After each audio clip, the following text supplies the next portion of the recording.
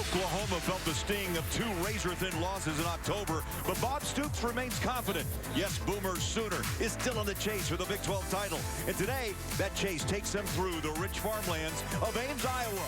Big 12 football next on Fox Sports 1.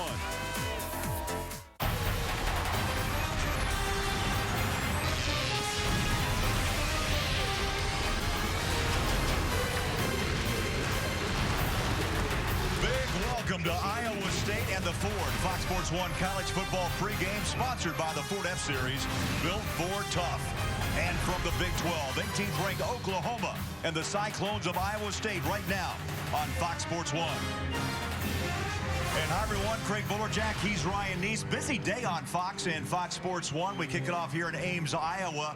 5 points separates Oklahoma, Ryan, from a perfect season. And after a bye week, it's back to work time. And if you play for Bob Stoops, work means run the football. And they're going to pound the rock today because they have one of the most impressive running attacks in all of the country. We're going to get a chance to see 2 running backs today. Keith Ford, who we were told is going to make his debut. He's been out for 6 weeks. He's a game changer. But this offense has been led by their true freshman, Samaje Perine. He is an explosive running back, 243-pound bruiser who has 10 touchdowns on the year. In Iowa State, if they want to take away their running game, they're going to have to deal with Sterling Shepard, the wide receiver, one of the best wide receivers in the Big 12. He has big play ability written all over him. Iowa State is 2-5, but they are improving, and you like their tight end, E.J. Bibbs. Well, E.J. Bibbs has 6 touchdowns, and he's dangerous in the red zone. He is a special talent. NFL scouts drool over his ball skills. I love watching him run around. He's going to have to play huge, as is Iowa State's offense, if they're going to want to put points on the board today. It's been a crazy year in the Big 12, and could this be one of those crazy days? Touchdown, Oklahoma State! TCU upsets the number 4 team in the country. The Texas boy giving West Virginia the win. And the Bears win over TCU. Touchdown, Sooners! Touchdown, Iowa State!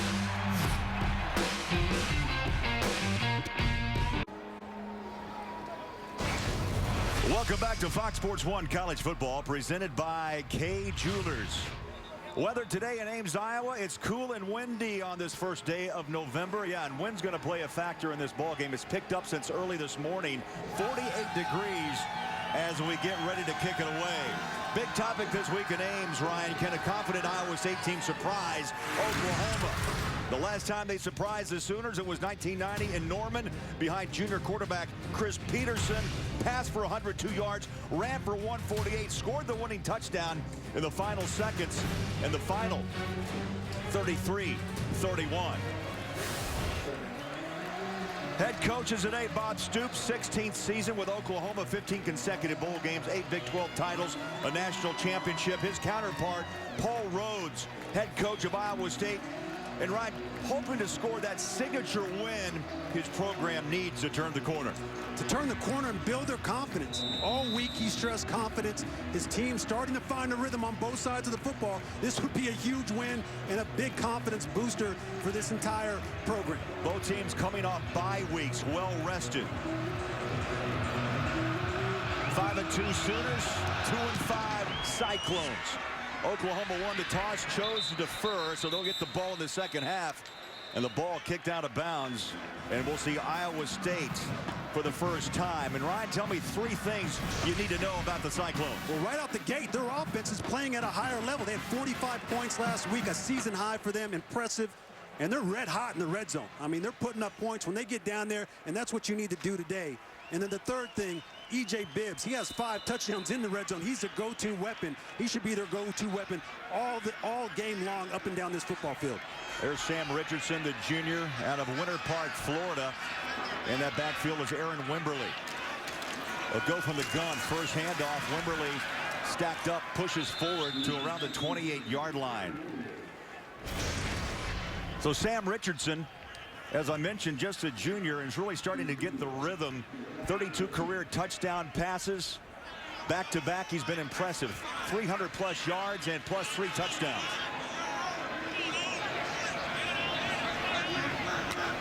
Second down and 7. Claps for the football. Wants to throw. Ball deflected, nearly intercepted, and drops at the 33-yard line. Jordan Evans deflected that ball. One of the inside linebackers, number 26 for OU. Well, Jordan Evans, right on the right side of your scheme, number 26. He just reads the quarterback's eyes, gets his hands up, bats the ball down. Smart football play by that young linebacker. Iowa State converting 47% of their third downs this year. That's 15th best in the FBS. Richardson, a pocket, stands tall, and he throws it away. Incomplete.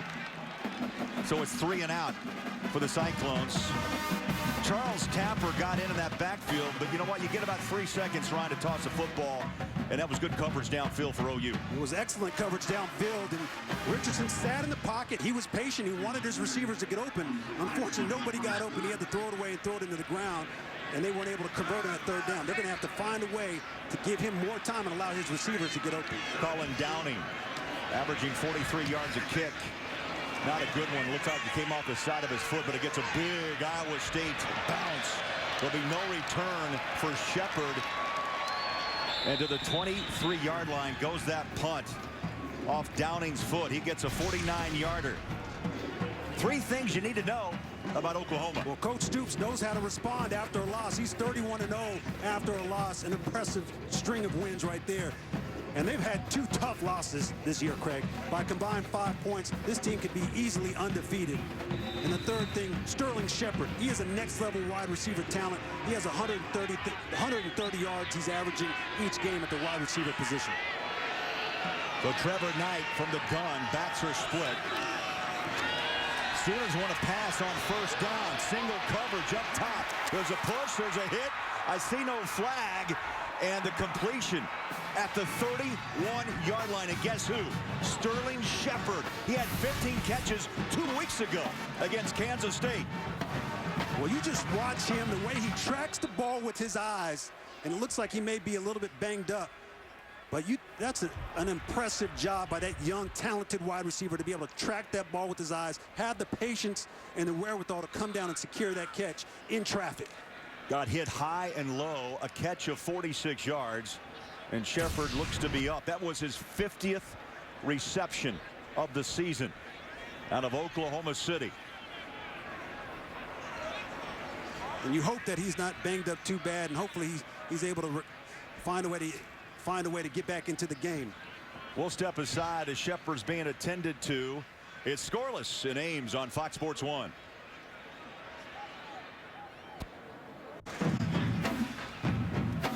You know, you never like to see this, but Shepard is being carted off. I hate to speculate, but he's kind of was mouthing and pointing to his groin. But Ryan, after he made that catch, he kind of bounced up, took a step, and then went to the ground. He did. And I've had a groin injury, and all of a sudden you can bounce up like that, or you go to move laterally, and it grabs and it pulls on you, and you can feel the pain right away.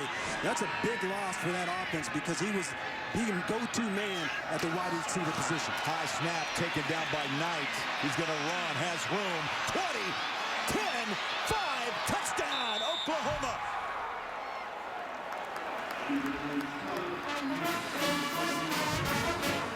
On a busted play, the Sooners find the end zone.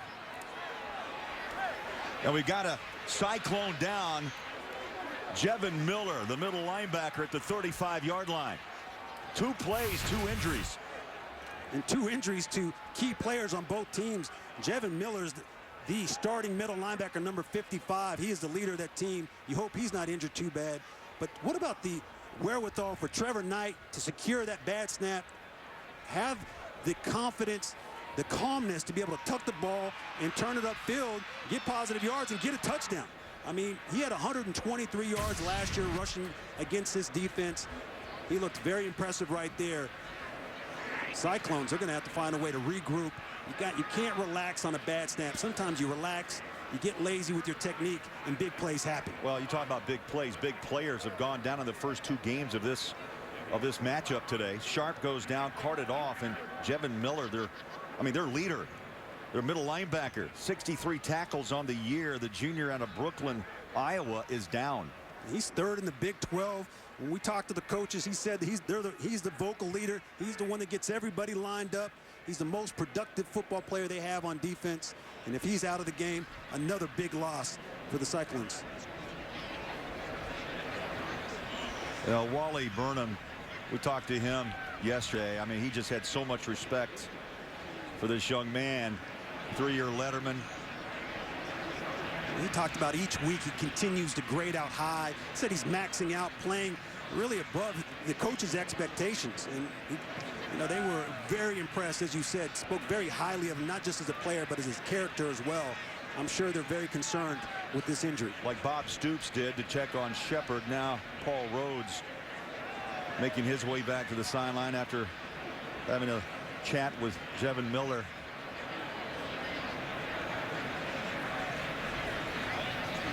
Craig, sometimes in this cold weather, I mean, it takes a while for your bodies to get warmed up. It's an early game. I mean, you got to be able to get your bodies going, and you hope these guys are ready to play in these games. I mean, these are 2 big injuries early on. Well, that's the 25th rushing touchdown that's been allowed by Iowa State defensively on a busted play. As you mentioned, Trevor Knight able to cradle and bring the ball back down, and then found the seam and took it in for the touchdown. And after a long look at Jevin Miller, Miller is gingerly walking off the field. And you saw in that replay where we highlighted Miller, you could see that he got chop blocked below the waist, and that's a legal block. And sometimes when you don't expect that coming as a linebacker, it just puts you in a really vulnerable position, and it can lead to injury anytime you get hit below the waist like that. Oklahoma has now scored in 209 consecutive games, and here comes Michael Honeycutt, who had a rough day against Kansas State, missed a PAT and a late field goal that could have won it. And the chip shot is up, and it's good. Honeycutt now 35 of 36 in point after attempts. Oklahoma, 2 plays, they find the end zone.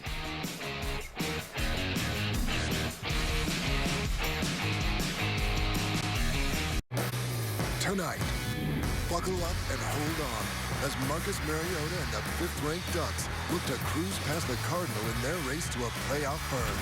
Stanford, Oregon, tonight at 6:30 on Fox. Welcome back to Fox Sports 1 College Football, presented by K Jewelers. Trevor Knight took it 31 yards. That ties a season-long run for Knight. 2 plays on that Oklahoma drive. I mean, the key catch by Shepard and then the run by Knight. It took 34 seconds. We could, you know, those 2 big explosive plays got overshadowed by the injuries to Shepard and Miller. But that offense, they came out shooting their gun. Big play in the passing game down to Shepard, and then Trevor Knight with the big-time run for the touchdown. That's exactly the way Oklahoma wanted to start on the road. Sooners will kick away for the 2nd time here in the opening quarter. No return the first time, and there will be no return on the 2nd boot. Wimberly lets it fly out of the backside of the end zone, and Iowa State goes back to work. It was 3 and out, Ryan, last time the Cyclones touched the football. Well, they struggled on 1st down. They tried to run the ball.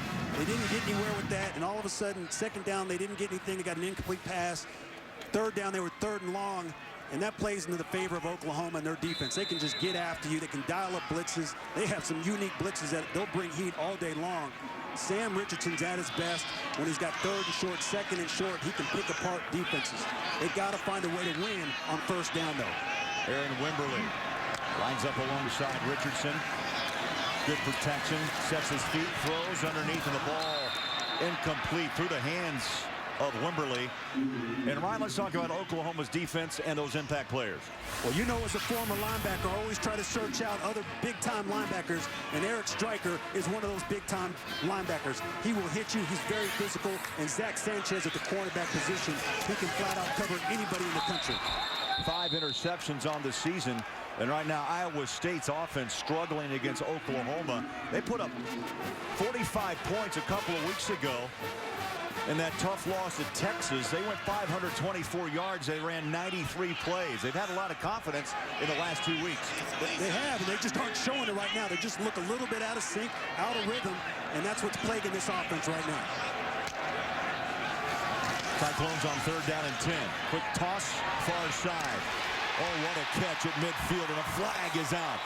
Lazard, the outstanding freshman from Urbandale, Iowa, with a reception, and a flag's back at the 45. Alan Lazard, number 5, he runs a little corner route. Really nice coverage.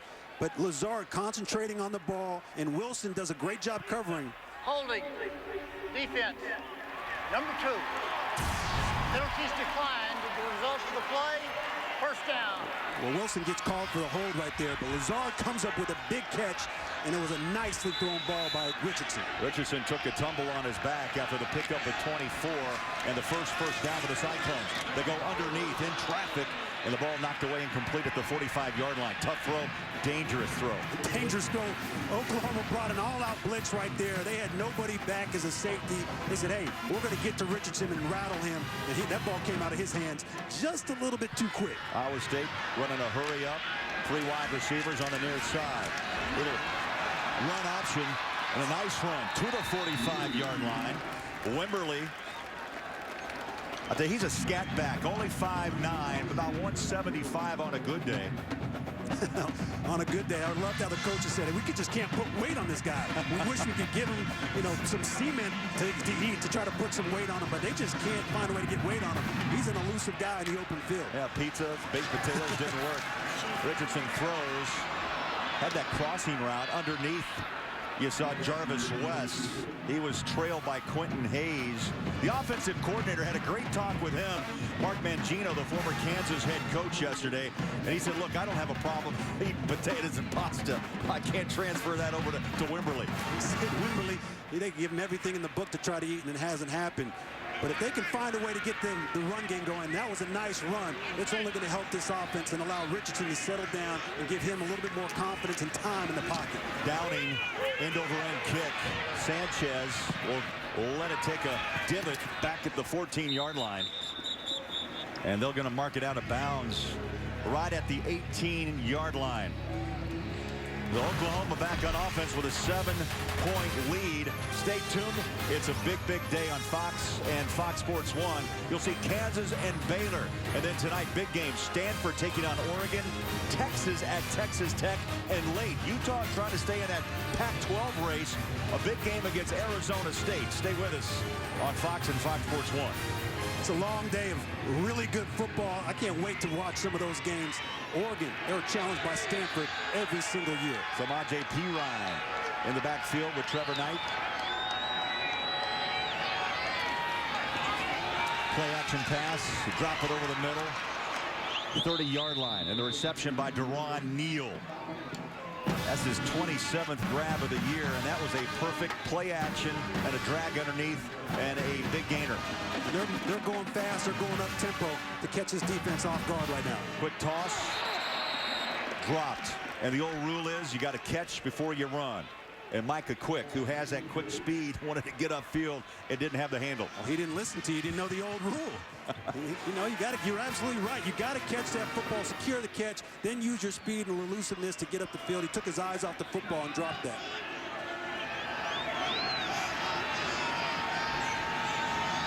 Second down at 10. Knight from the gun. Design play. Oh, what a block out front. Knight spins out of the tackle. First down. Beautiful run. Perine laid a hit on the edge, and Knight went for big yards.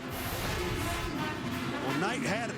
We talked about it earlier. Last year he had 123 yards rushing against this defense, and he's rushing the ball again today very effectively. Averages 4 yards a touch. This time they pitch it near side. Micah Quick. About a half a step and breaking that down the sideline, down to the 47-yard line. Let's see Oklahoma. We'll time them on how quick they actually are between plays.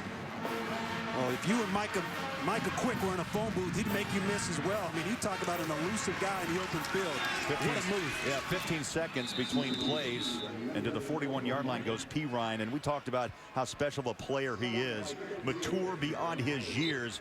The word from Bob Stoops and Josh Heupel, the offensive coordinator. He's 243 pounds, a true freshman out of Pflugerville, Texas.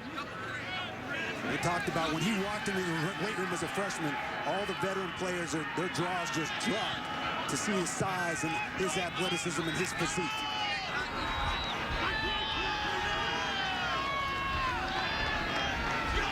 Over 30 seconds on that snap. Wide open. K.J. Young with his first grab, 14th of the season, and a wrap and roll tackle. And right now, OU's have their way.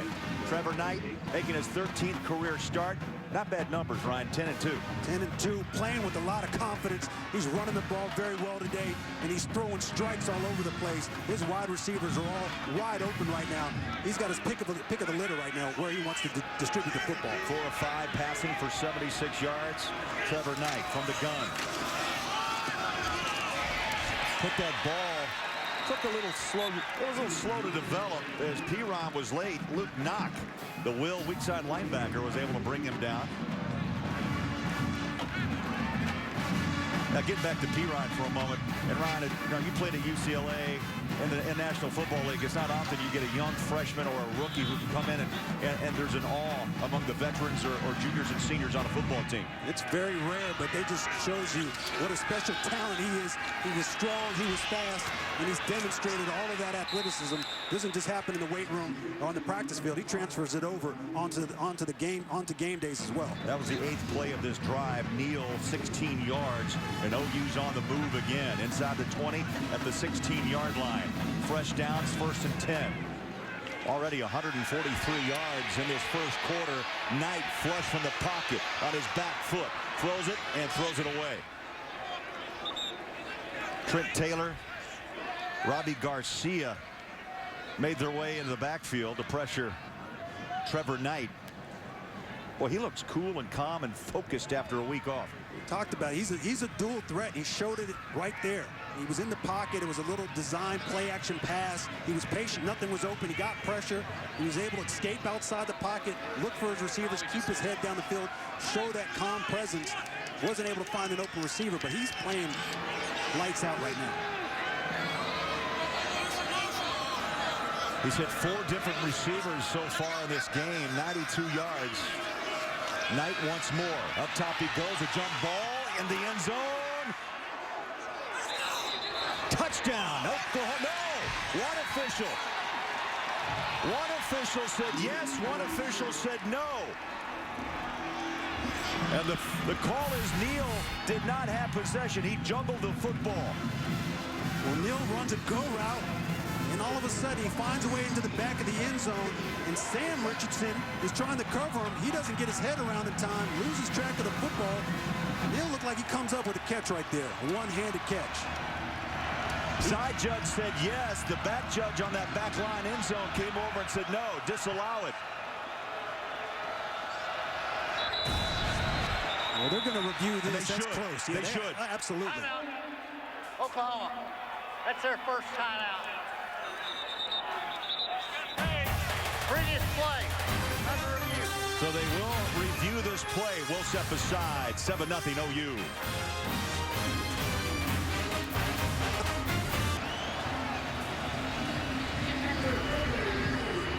The play stands as called.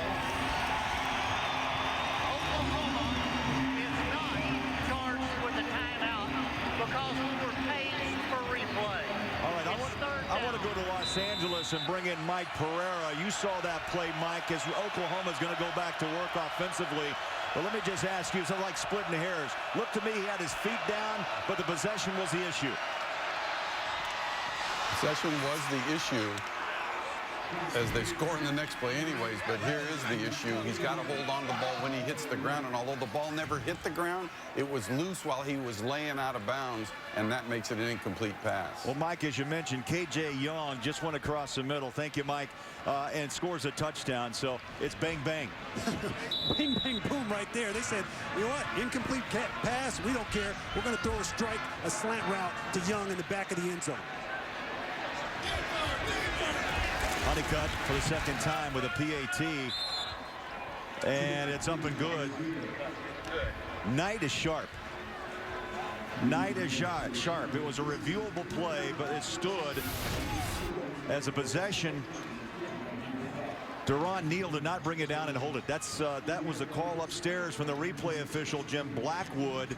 And then next play, Knight, Ryan just stepped back and fired a shot right across the middle over the top, K.J. Young. Well, 3-step drop. He sets up 1, 2, 3 on his back foot, plants, delivers a perfectly thrown football to Young. And that's easy pitch and catch right there between two talented players in Knight and Young. Well, that was an impressive drive as well. 11 plays, 82 yards, less than 3 minutes off the clock. Multiple big plays on that drive, but Knight threw for 62 yards. He also had a 16-yard run. Well, right now, Iowa State's defense has got to find a way to figure things out. They were on their heels. Oklahoma's mixing it up run pass, but they're dictating the entire pressure tempo of this entire game right now. Iowa State's got to settle down and find a way to come up with some plays defensively.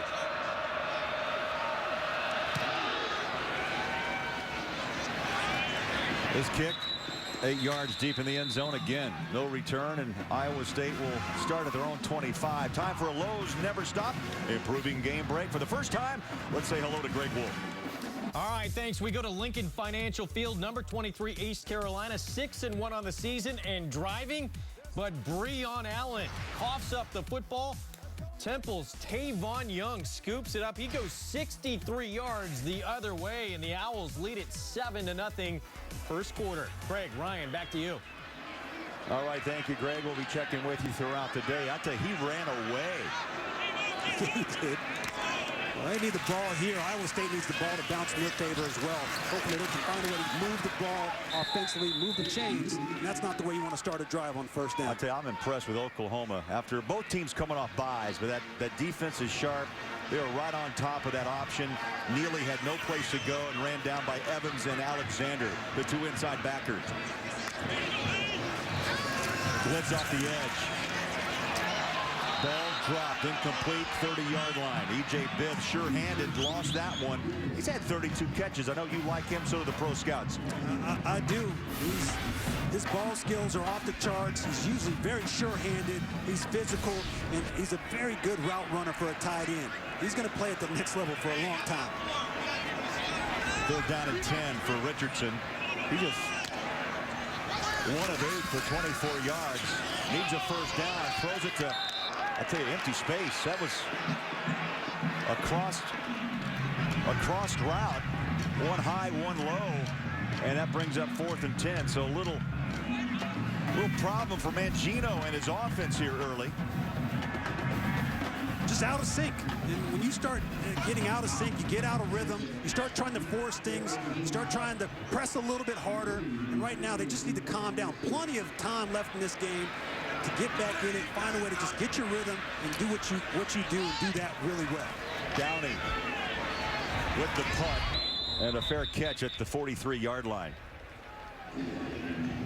A 32-yard punt, and Fox Sports Supports is proud to team up with Boys and Girls Clubs of America. Boys and Girl Clubs help young people to reach their full potential as productive, caring, responsible citizens through programs that promote character, leadership, education, healthy lifestyles, and so much more. For more information, you can visit foxsportsupports.com.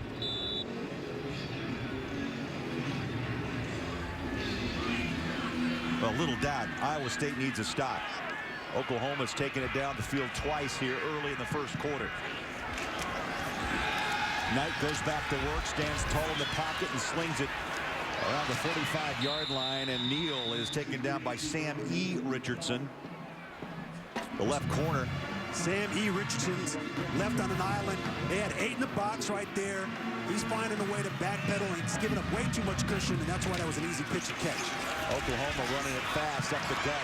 One broken tackle is Ross, and he'll run it to the 34-yard line. They're going outside, they're going inside, they have hurry up. They've kept Iowa State off balance defensively, and another hurry up play as the hike goes to Knight off the left side. Missed tackles one after another, and Roth bangs his way for a first down to the 23. Well, Iowa State's just having a hard time getting lined up. Oklahoma's moving that fast. Again, up the middle they go behind the center, Ty Darlington. Ross is a 220-pound sophomore, and this offensive line is NFL worthy. They are huge at OU. You read my mind right there. The reason they're able to move so fast and just line up and run the ball so effectively is because they have some big boys up front that all those guys, you probably could put them on the charts against any NFL team, any offensive line in the NFL. 2nd down and 6. Here comes Knight off the edge. looking for the first down, and he steps out of bounds. There's a late flag at the 10-yard line. Pirine gave him a nice block, but a flag at the 10. You might have got a block in the back right there. But Trevor Knight just showing his elusiveness and his athleticism. Watch him on film. Offense, number 16. Be a 10-yard penalty, second down. Now wide receiver, that's Micah Quick, number 16. You're going to see right there to the right of your screen, he grabs the little jersey, tries to get away with it. But as soon as you throw those two hands up, oh no, the referees are all over that. You're guilty. Not me. Guilty as charged. So wipe out that run by Knight, and the ball's placed back just outside the 20-yard line. Under 8 minutes to play in the first quarter. 3 wide receivers set up to the near side as Knight stands in the pocket. He's been having his way all day on a pitch and catch. Pirine lowers his pads near the marker. We're talking about the O-line. The average 327. I don't want to run into Tyrus Thompson. I don't want to run into Adam Shedd. Ty Darlington's a small guy. Evans goes 339, and Darrell Williams tips the scales at 334. And the other thing that's impressive is you got 4 of those players are seniors. This is a line that's played together for a long time. They're in sync with one another. They communicate very well, and they go out and they maul defensive linemen. Now 4 of the 5 starters are 3-year lettermen for Bob Stoops. Knight on a quick pedal. He wants the end zone. Picked off at the 5-yard line. Sam E. Richardson. And finally, Iowa State gets a big stop. Much needed. Well, they needed that. I mean, you can hear the crowd right now. They needed that stop in the red zone. Sam Richardson comes up with a big-time interception, reads the quarterback's eyes. He's in perfect position. And this is Knight just forces this football in there. I mean, that's just a bad throw on his part. No reason for him to make that throw. He should know that. But when he does, you got to take advantage of your opportunities, and Sam Richardson's all over it. That's the 7th interception thrown by Knight this season. 2nd pick. And then Iowa State secondary for Richardson. Cyclones with the football on a comeback. Nice call, Lazard. First down, 22-yard line. Little trickery by Mangino to get this crowd and his team rolling. Well, that's a little slip screen to the wide receiver. You get the ball in his hands early, allow your offensive lineman to get up the field and block upfield. Iowa State wants to run up tempo. Low snap, Richardson has it. And that ball bounces incomplete. Well, Richardson, right now, he's really lucky that ball was thrown into the dirt, because you know what? That was going to be an interception. Zach Sanchez, who already has 5 picks, he's all over that. He would have picked that and took that to the house. That was number 6 looking right at his eyes. 2nd down and 10. Not much off the ground. Wimberly swarmed under by the Sooners. Front line of Tapper and Phillips. And you get an incomplete pass, and you get a run play that doesn't go for any yards, and now you're in 3rd and long. We talked with both coaches. Offensively, this is not the position that you want to be in against a talented defense, and you got to watch. They're going to bring pressure right now and get after Richardson. A loss of 1, 3rd down and 11. Sooners show blitz. Here they come, both edges. That ball deflected, falls incomplete again, nearly intercepted by the Sooners. That play blew up because pressure on both edges. Well, they brought heat once again. 3rd and long. They're going to dial up all types of unique blitzes, and they get to Richardson. They hit him from both sides. The ball's got to come out of his hands quick, and the receiver doesn't continue to run his route. He stops his route, and that's all of a sudden it's an incomplete pass. They're going to continue to see that all game long if they continue to get in these 3rd and long situations. And Oklahoma looks, Ryan, also to get good field position as Downing lifts a nice high punt and a fair catch way forward by Sanchez at the 40-yard line. In fact, they're going to call it at the 38. Oklahoma off and running early behind Trevor Knight. They lead by 14 on Fox Sports 1.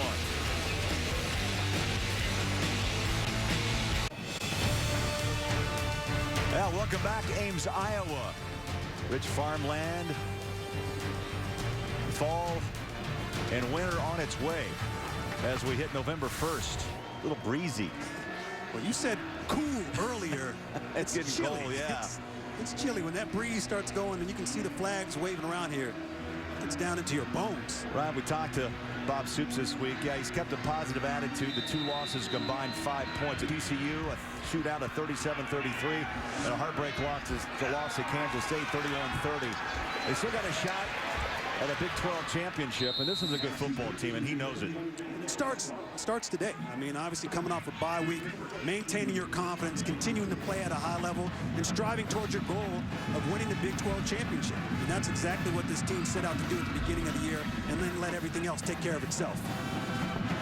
Yeah, had a chance to beat Kansas State, but the missed field goal by Honeycutt. But he also said, look, he's a terrific kicker. The 2 picks and an extra missed point doesn't help either. Little screen across the middle to Quick, and he just runs through the Cyclones past midfield to the 47-yard line. Let's talk about impact players for the Cyclones. Well, it's going to be their DBs, Cotton Moya and Nigel Tribune. Both of those players are going to have to come up big. We've seen it today. They've been tested a number of times in their secondary. Alex Ross knocked down at the ankles after a pickup of 1, maybe 2. That brings up second down. Clock runs up on 5 minutes here in the first quarter. It's been owned by Oklahoma. Trevor Knight banged up that left shoulder against Kansas State, but the bye week helped him to heal, and he looks sharp. From the gun. He'll run it on a cutback up the middle. Dances first down and smartly dives at the 35-yard line. Well, they ran a play you might be familiar with back in your day when they played ball. That was just option football. And when you play against an option team, you have to be extremely disciplined in your gaps and your run fits to try to stop it. Play action pass on a string. Beautiful catch on the outside, brought down by Quick. And Quick's having a nice day. A true freshman out of Fresno. He made his first career start against Kansas State 2 weeks ago. And again, Heupel and Stoops both told us we got to get the ball to Quick because he's got quick speed. He's an elusive player, and you can see every time he touches the ball, he's wide open. He's doing a really nice job running his routes and getting open, creating space from the defensive back. Ross pushes his way to the 26-yard line.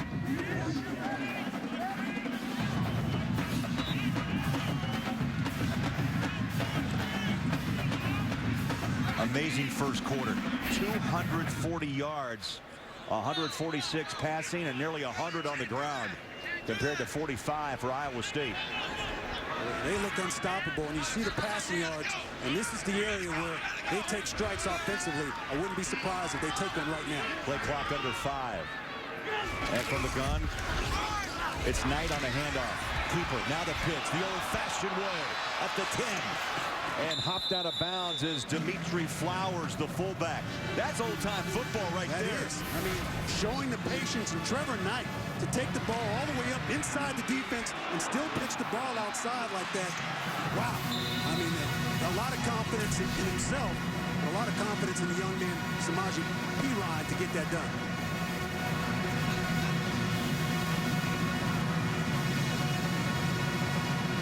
That old triple option back in the day of Barry Switzer at Oklahoma, unstoppable. And now Oklahoma's morphed into a spread, into a hurry up.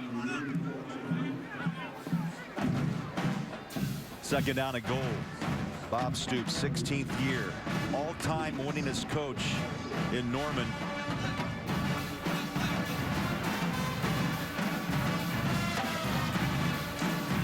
Sooners line up 3 wide, far side of the field.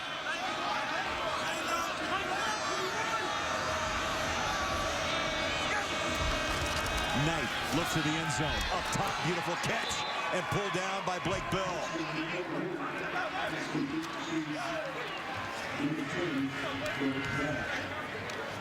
Bell, a great story. Quarterback turned tight end. We used to know him as the Belldozer. 6'6", 259. He comes from a long line of talent. His dad, his brother, his dad and his uncle both played in the NFL, and he's wide open right there. Luke Knott, number 21, the linebacker, he fell asleep on the play-action pass, and Bell snuck in behind him for the touchdown.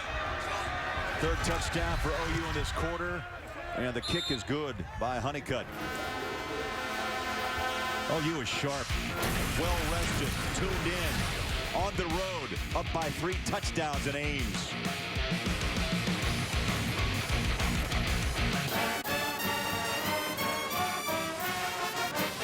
There's the bulldozer out of Wichita, Kansas, senior. That was his 3rd touchdown reception, his 12th catch of the year.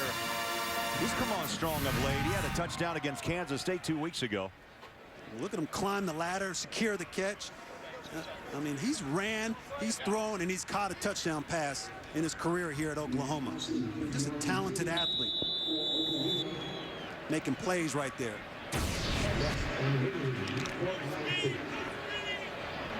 Nine plays. Oklahoma goes 62 yards in just under 3.5 minutes.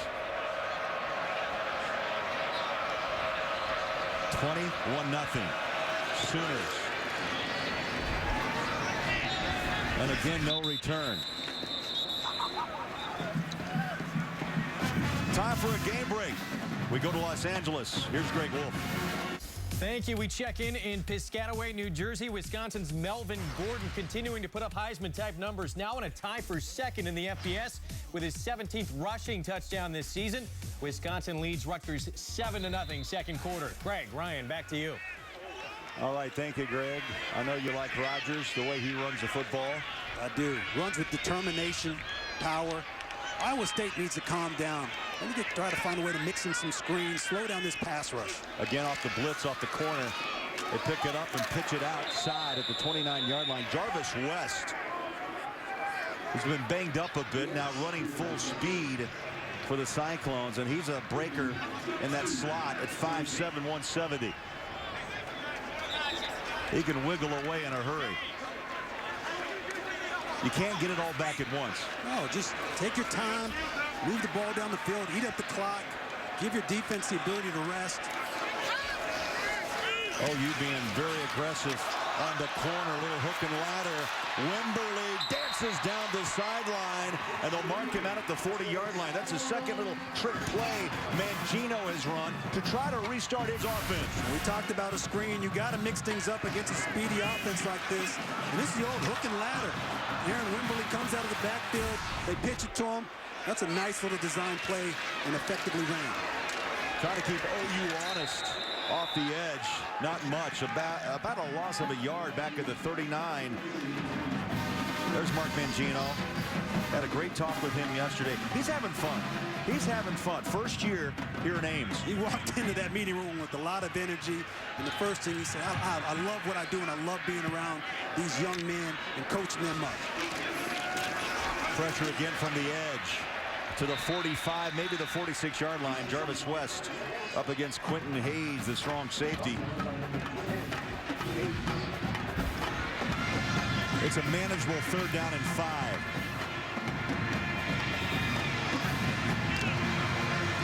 Low snap, Richardson has it again. Heaves it far side, 1st down and more to the 45-yard line.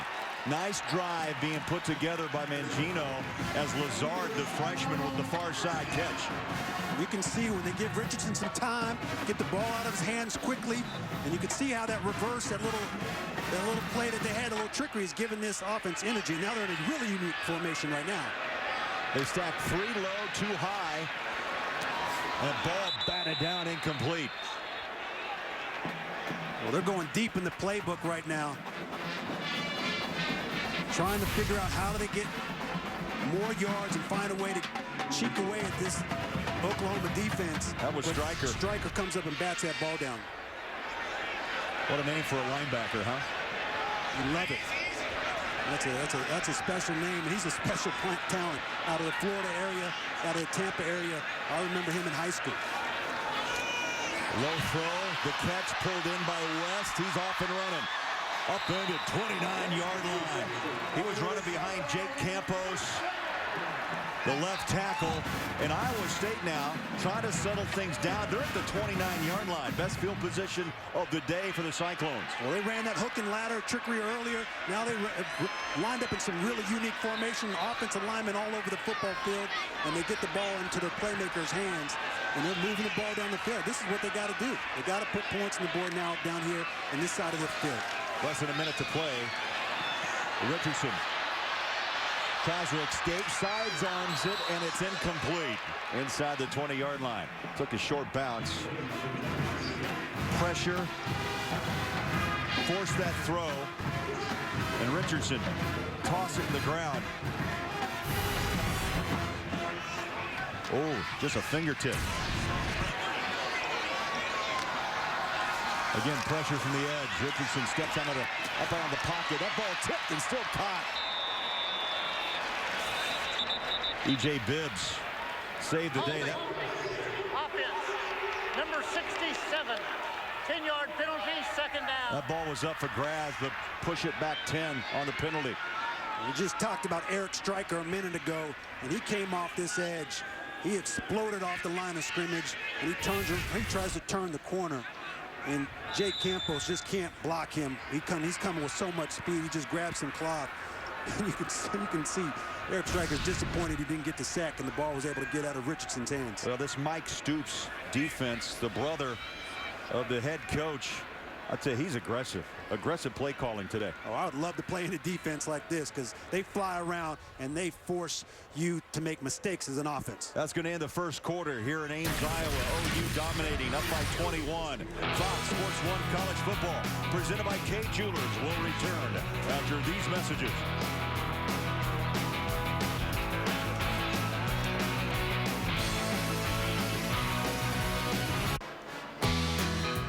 Welcome back.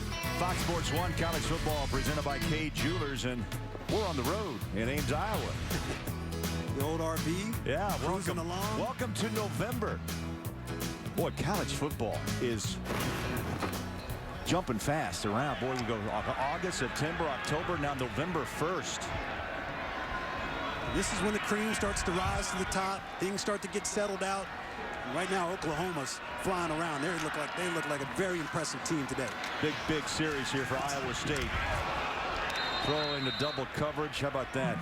Leaning out. Stryker knocks that ball away. He's having a great first half of football. We just saw him in the backfield disrupting the quarterback. Now he shows his athleticism. He drops back in pass coverage. He's able to get his hands on the ball and bat that down. He has the ability to both rush the passer and be able to drop back and cover a lot of people in this game. That's why he's such a special talent at the linebacker position. That's a big stat. Iowa State just 2 of 6 on converting third downs. They need 20 to keep this drive alive. On the Oklahoma 40-yard line. Richardson out of the pocket. On the run, and a sliding catch at the 17-yard line by Wimberly. That play looked like it had blown up. Give credit to Richardson, who went out, kept that play alive, and coming back to help out was Wimberly on a 22-yard reception. How about Aaron Wimberly, your running back, working down the field, watching your quarterback, getting open. Nice job by that running back. 12th reception of the year for the running back, and it gives Iowa State a much-needed first down. They're inside OU's 20-yard line. Fresh downs, 1st and 10. Option. There's the running ability. Breaking away. Touchdown, Richardson.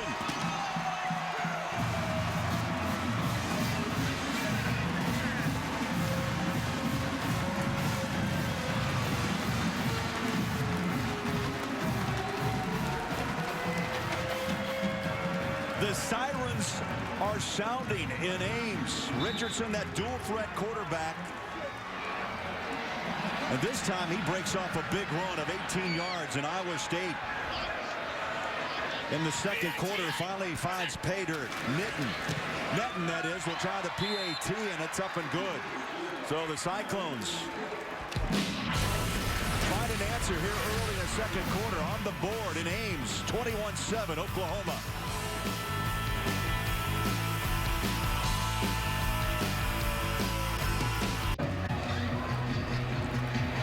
Ames, Iowa, rocking. Big touchdown, much needed, 21-7.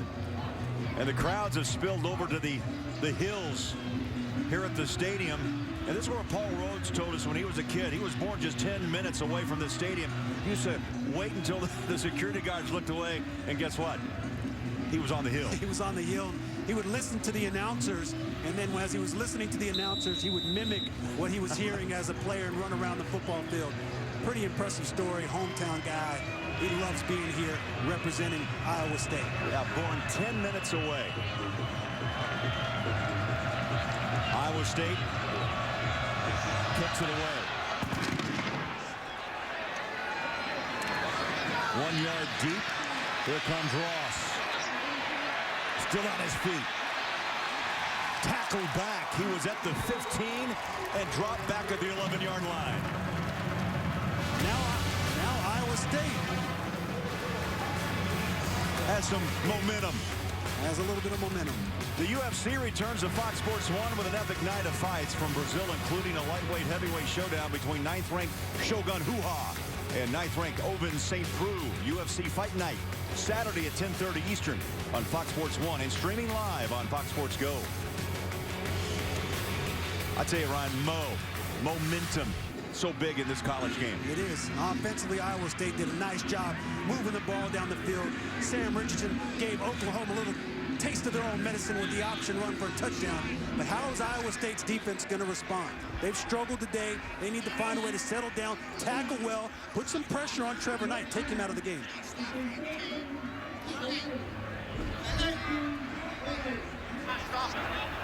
Got a clock problem. They're going to run 4 seconds.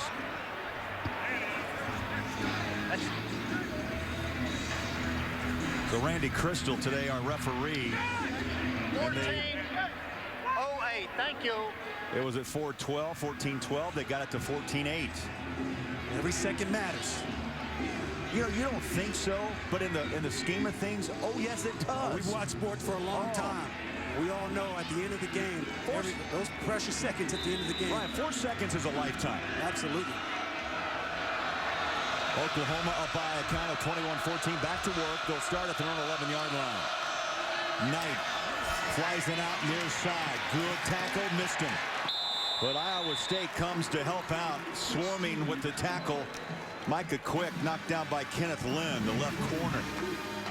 Really nice pursuit by Iowa State's defense right there. They got to continue to rally, continue to get the troops to swarm to these ball carriers to bring them down in the open field.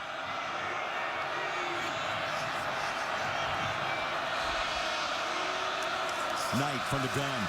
Slings it. Flat. Caught. 20-yard line. Close to a first down. Depends on the mark. Micah Quick. And I do like the fact, Ryan, what you mentioned. Iowa State swarming to the football now. When you're playing against a talented group like Oklahoma, all the skill positions they have, the running backs they have, it takes an entire defense to bring these ball carriers down. Very rarely are you going to bring them down one-on-one. And if you can't do that, you have to trust that your other 10 players are going to rally and find a way to bring them down with you. That play just enough for a first down. They set the chains at the 21-yard line.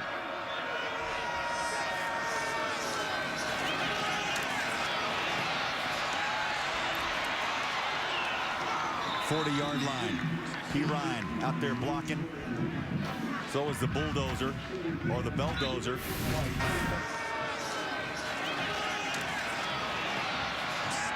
Samaji P. Ryan, he is a bulldozer, 243-pound freight train. When he gets in the open field, he's hard to bring down.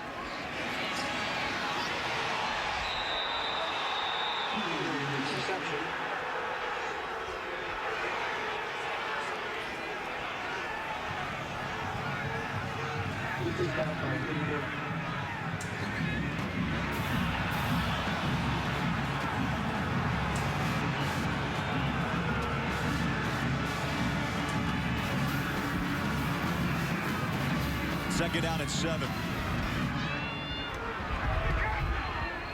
3 wide receivers, Sooners. Option, Knight, keeper.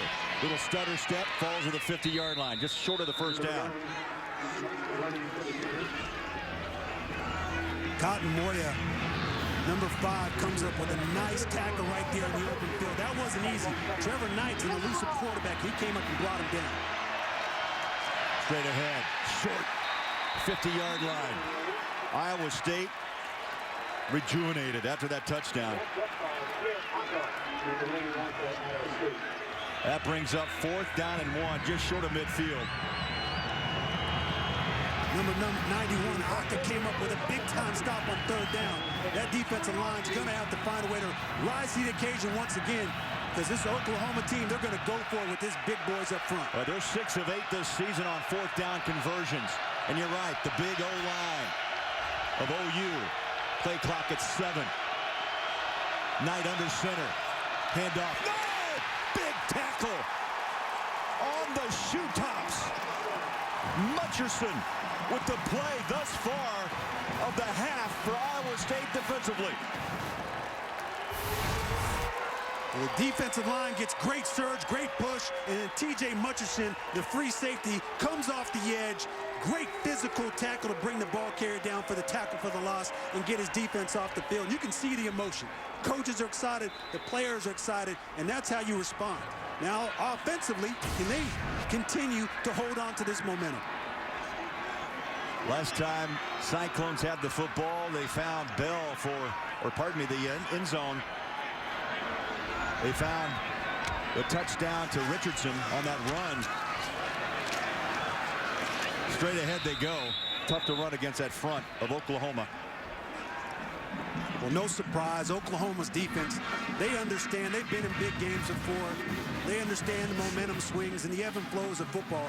This team's going to continue to dial up pressure. They're going to continue to be physical. Watch out for them to create a turnover right here. You cannot relax offensively if you're Iowa State. Just under 11 minutes left first half on a 2nd down and 10. Neely alongside his quarterback. Maybe a yard. Maybe. Dominic Alexander, the inside backer with the tackle. Richardson's an interesting story because Mangino, he was the 3rd-string quarterback, Ryan, in the spring. He ran the football too much, didn't go through his progressions, and they said, look, you got to pass, you got to throw down of bounds or get sacked before I want you to run. And he's finally calmed down. This time he overthrows to Montgomery. But he's finally caught on to what Mangino actually wants to do with this offense. They both got to know each other very well in a short period of time. And that takes time. There's a process and there's an evolution that goes on between the offensive coordinator and the starting quarterback. And at the beginning, Richardson, he wasn't the starting guy, but he worked extremely hard in the offseason, dedicated himself, believed in the system, spent time with Mangino, and that's why he's playing at a high level.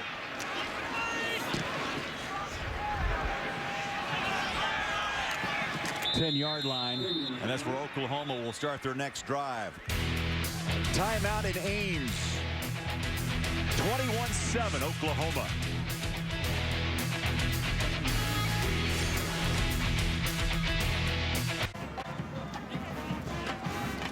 Big welcome back to Fox Sports 1 College Football presented by K Jewelers. Oh, I love the sun. It's out, it's cold, but you know, if you got a place to be, a blanket on the hill here at the stadium, and it's a beautiful sight. Jack Trice Stadium undergoing, by the way, a facelift. $60 million is going to open up next September. Oh yeah, they're going to put a little money into the stadium. It's going to be impressive. You see that scoreboard? It'll be gone, and there'll be even another one about 3 times that size. Oh, and a whole new complex, beautiful stands. They may have a bowling alley in that place. Yeah, I like to bowl when I go to football games. Oklahoma on the run. Ooh. Cartwheeled at the 15-yard line. Alex Ross, big hit. Kenneth Lynn from the left corner. Ross, I'm impressed. This guy's got speed, power, hits that edge in a hurry at 221 out of Jinx, Oklahoma. We talk about Ford, we talk about Piron. Well, Alex Ross, you hit it right on the head. His ability to hit the edge and get vertical, he's an impressive runner as well. He had 8 carries against Kansas State, ripped 75 yards off against the Wildcats, averaging over 6 yards a carry. Wide open space, breaks 1, 2, 3 tackles, makes the cut 40. He's at midfield, stutter step, and he won't escape. He goes down on a knee after a beautiful, strong run at the 46-yard line. We just mentioned it. All he needs is a crease. Once he gets that crease and gets to the edge, he's off to the races and to the second level. What he does a good job of, Craig, is he puts his foot in the ground, he plants it, squares his shoulders, and then bursts towards the end zone. 38 yards. And a first down OU at the 46. On a rollout is Knight. Slings it far side. And the ball drops incomplete off the hands of Neal. He threw a strike right there. That was a fastball. I mean, if we had a clock on that, I mean, that thing was moving. That ball came out of his hand so fast. Sometimes as a quarterback, you start to rush throws like that. You put a little bit too much mustard on the hot dog, it slips through the receiver's hands. Neal's coming off the field, maybe turned an ankle. And now he's going to take a seat. He can't get off the field.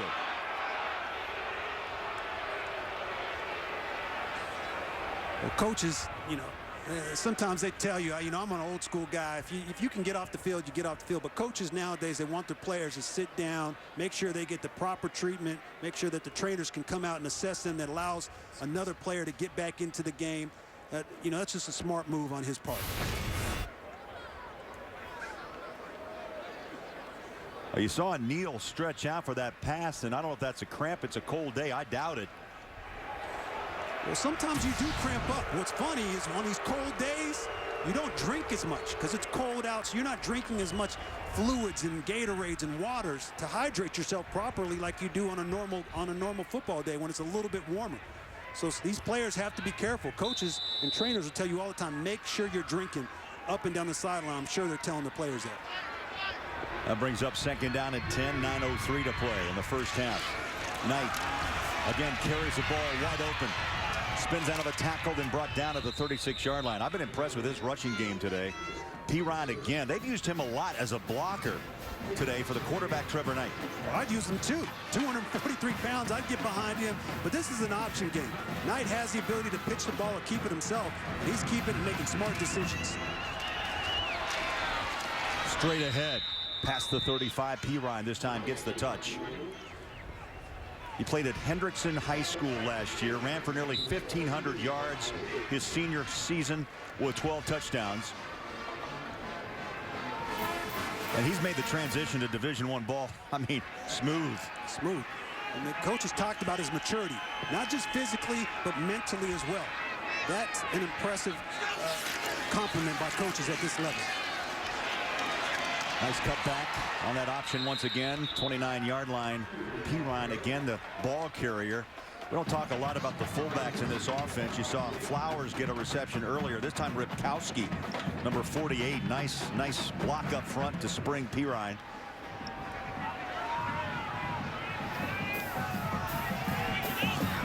Under 8 minutes, Oklahoma moving the ball again. Second down and 5, leading 21-7.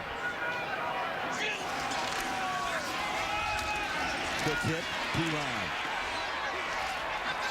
He took 2 Cyclones with him past the 20-yard line. Mutcherson, Darius White to the 18. We've seen back-to-back runs. And with their top receivers out, Neal and Shepard out right now with injuries, they're going to continue to go to their well. They're going to continue to give the ball to their horses, Ford, Ross, and P-Ryan, and they're getting great positive yards every time they touch the ball. He picked up 12, 4 after the initial contact. So an 8-yard run plus 4. First and 10, 18-yard line. Wide open. Nice cut. Tackle from behind. P-Ryan again. This has been his drive since they passed midfield, and he's down at the 7-yard line by Morrissey, the right end. Right now, Iowa State's defensive linemen look like they're on skates. Oklahoma's offensive line is physical. They'll maul you, and once they get their hands on you, it's extremely difficult to escape as a defensive lineman. And they have to find a way to get off these blocks. P-Ryan, the featured back on this series. There he is again. 32 on a cutback, walks in, touchdown Sooners. Touchdown, Oklahoma.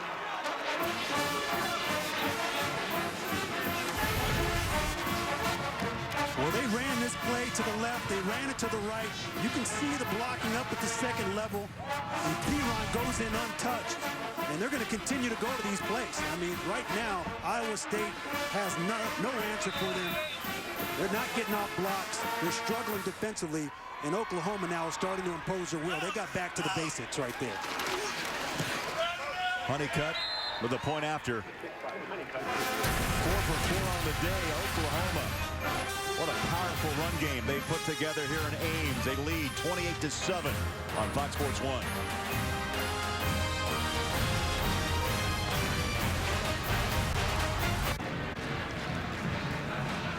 Ryan Neese break it down. Stat comparison brought to you by Ford. Built Ford tough. 391 yards. That's not a ball game. That's a half. Not even a complete half. It's not even a complete half. And the first downs also is an alarming statistic right there. When you look at Iowa State, only 7 first downs. Their best defense is their offense right now. And their offense, unfortunately, isn't moving the chains and keeping their defense off the field. So that's something they got to find a way to continue to get positive yards, continue to move the chains offensively. They have an opportunity right here. On that drive, too, how impressive. All 90 yards on the ground. 9 plays, 8 were rushing. P-Line on a 7-yard touchdown, 28-7. Wimberly, here he comes, racing to the 40, racing to midfield, and thrown out of bounds at the 48-yard line. Hey, Iowa State down by 3 touchdowns, still fighting their way back. A 43-yard return. Wimberly does a nice job bringing the entire return team to him. He puts his foot in the ground, makes a nice cut, gets to the outside, and that's the kind of field position that this offense needs. Let's see if they can take advantage of it. 6.5 minutes before halftime for Iowa State, down 28-7. And Richardson throws a strike, pitch and catch. Simple football at the 40-yard line. Navario Montgomery with the reception. He had to set out last year after transferring from South Florida. He is 6'5", big target, and they expect big, big things from him.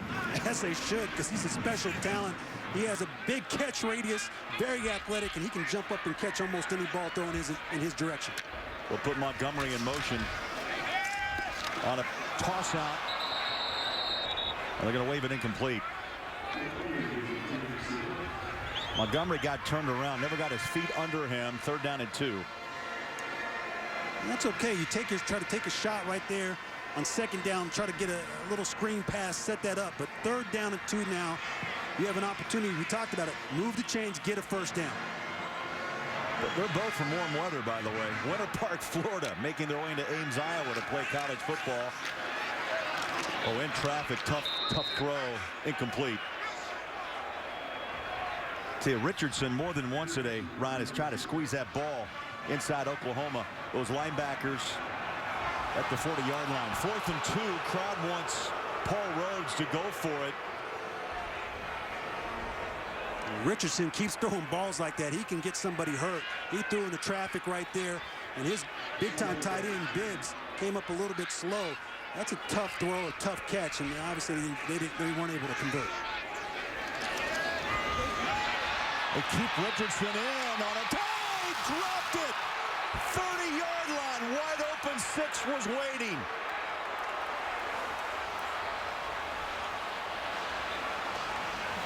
Kawan Floyd, the free safety at a Santa Monica Community College, turned upfield before he had the ball. Kawan Floyd sneaks out of the backfield. He's playing the wing on the punt team. They go to the well. They go to trickery again. They find a way to dial up the right play. Got the right look. Unfortunately, the player doesn't execute. Got to find a way to come up with that catch. Your team needed that right there. Well, the crowd wanted to go for it, and they did. They didn't realize the play that Rhodes had called. Oklahoma with it. They want a quick hit over the top, and Blake Bell. He drops the football, incomplete. Well, that would have been another explosive play, another big-time play for Blake Bell. He comes up short, isn't able to secure that catch, and Trevor Knight, he keeps finding the open receivers. I mean, he's been very impressive this half, taking his time, patient, and throwing the ball very well to open men all over the place. On 2nd down and 10, Oklahoma back to work. Quarterback keeper Knight finds room down the sideline, bumped out of bounds, and the mark will be at the 44-yard line and a 1st down OU. I knew Knight could run, but he has shown a little different speed, a different gear today. Well, when you get behind those big boys, they pull around like that. Those are old student body rights. You just need a lane and a seam, and he's getting those lanes and he's getting those seams, and he's doing a nice job being patient. He understands what the defense is giving him on these option plays. He's keeping the ball instead of pitching it. It's been an impressive day thus far for him, both throwing the ball and running. A gain of 16 yards, 1st down OU at the Iowa State 44-yard line. Here comes Ross. Still on his feet. Breaks the tackle 30. Off to the races he goes. Taken down inside the 10-yard line. What an impressive run by Alex Ross right there. I mean, the cut in the backfield, you think that that's just good enough to get to the next level. Puts his foot, stops on a dime, breaks a tackle, runs through blocks, runs through tackles, and he's off to the races. And barely gets dragged down. I'll be just honest, before he scores. I thought I was playing a video game. He did it all. 36 yards and stopped inside the 10-yard line. First and goal, Oklahoma.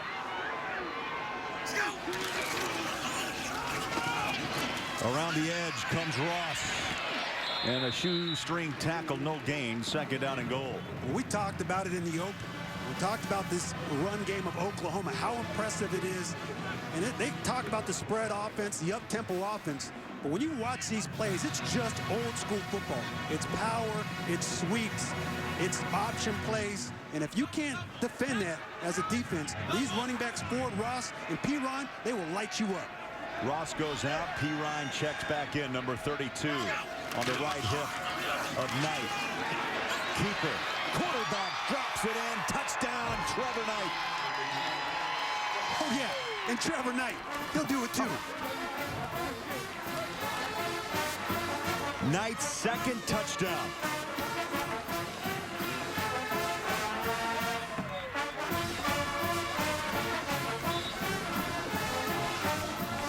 They had this option play.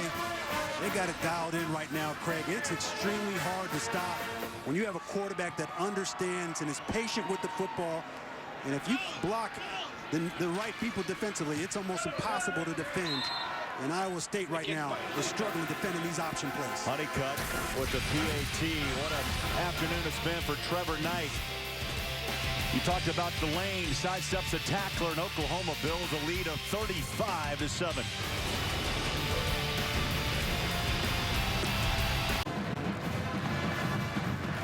Well, it is November 1st. It's a cool day, windy. What do? You got to warm up that pigskin. Got to warm it up, soften it up a little bit. When those footballs get hard in the cold, they're hard to catch, they're hard to kick. And right now, they got a little technique over there using on Oklahoma sideline to keep those balls warm, keep them soft. Well, the ground game's been impressive. The last two drives, 150 yards on the ground. 150 yards. You know, their two receivers are out right now. They're banged up. They don't even need to throw the ball right now. They don't have to worry about that. The way they're running the ball with Ford, Ross, and P-Ron, and then Knight, right now, they're unstoppable. Teed up, 35-yard line. Kick into the wind. Short at the 5. West at the 21-yard line. Let's get you out to Rob Stone in our L.A. studios. Rob. Coming up on the AT&T halftime, we preview a pivotal day in the Big 12 as 13th-ranked Baylor takes on Kansas and number 7 TCU visits number 20 West Virginia. Well, Oregon's national title hopes get derailed again, courtesy of Stanford, plus highlights of ranked East Carolina and Duke. Thank you, Rob. Looking forward to that game tonight. Oregon-Stanford. Oregon-Stanford. Stanford usually has Oregon's number. They have a hard time. Oregon has a hard time getting over that hump, playing that team. Oh, what a disciplined team. Physical Stanford is. On a keeper, Charles Tapper chases down Richardson. A yard to the 22.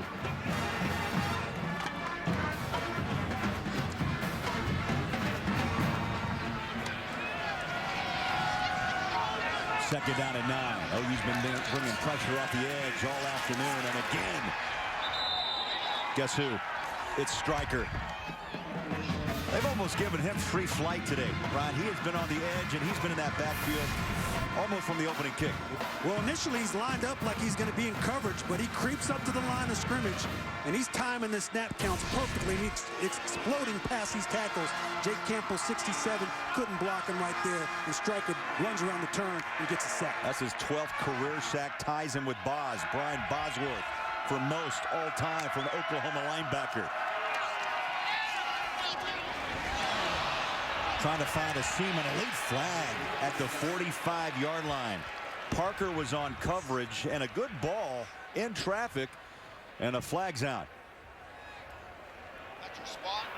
Pass interference, defense number 11. First down. 2-11's going at it. Ryan Parker and Bibbs, who got to catch a football today. Well, Bibbs runs a classic tight end route. He's just a little seam route up the field. He gives a little inside shake, and Parker 11 gets his hands, grabs Clyde, and that's the reason he got called for that penalty. And the penalty gives Iowa State a first down at the 35-yard line.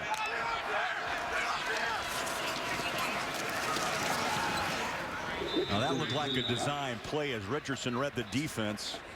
And he runs the ball. Stryker was there. They're getting to know each other pretty good. 12 and 19. By the end of the day, Stryker's going to know what flavor of gum Richardson chews. He's back there all the time. Gain of 4, second down 6. That ball was poorly thrown and off the hands of Jarvis West. And he took a hit as well. Well, you talked that it was poorly thrown, but he takes one right underneath the chin. I mean, they're putting pressure on Richardson every time he drops back for a pass. Sooner or later, it's going to get uncomfortable, and it's not going to look pretty for Richardson the rest of the game. He's got to find a way to settle down, get the ball out of his hands quicker, and they got to find a way to protect him.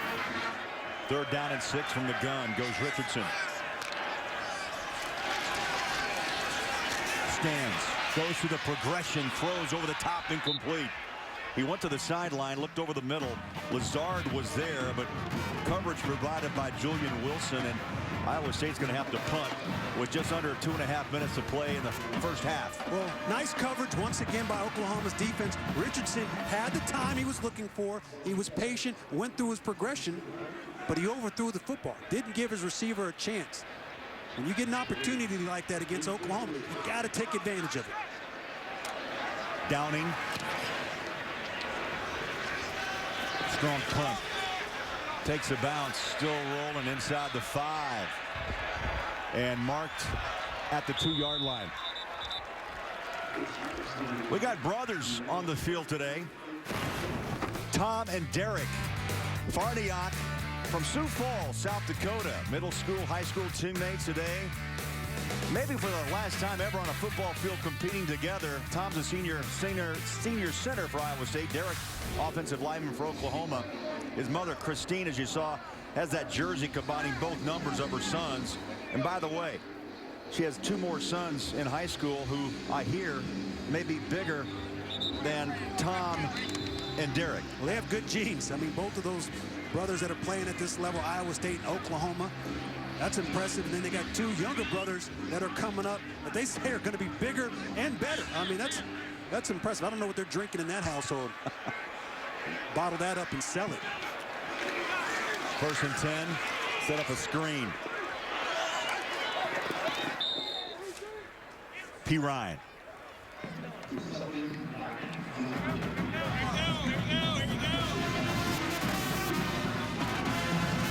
There's the other brother, long walks. Backs up on that O-line for Iowa State. I like to see that food bill, by the way, at home. I'm sure they put down their share amount of food.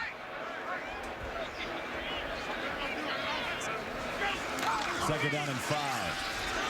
On a keeper. Knight sells it. Cuts outside. Shoestring tackle at the 38. Now a late flag.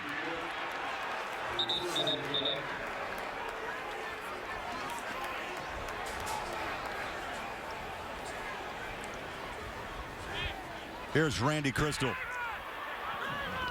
After the play, personal foul, number 58. Late hit. 15-yard penalty, first down. That was Corey Morrissey, the right end, on a late hit call. Paul Rhodes is barking. Corey Morrissey, number 58, the captain of the defense. He's going to come in a little bit late, right there on the left hand of your screen. Just a little push in the back. A little extracurricular activity that's not needed in that situation. You're not even near the ball carrier. You got to play smarter football than that. Cyclones show a blitz. They back off on 1st and 10. Now they come. Knight in the pocket. Slings it far side through the hands and incomplete. It was Deron Neal, the intended receiver. Coming up is AT&T halftime report. Rob Stone, Joel Klatt, the coach, Dave Wanstead. They'll be in our Los Angeles studios. They talked about the pivotal day in the Big 12, and also they'll talk about Oregon. Can they get over the hump against Stanford?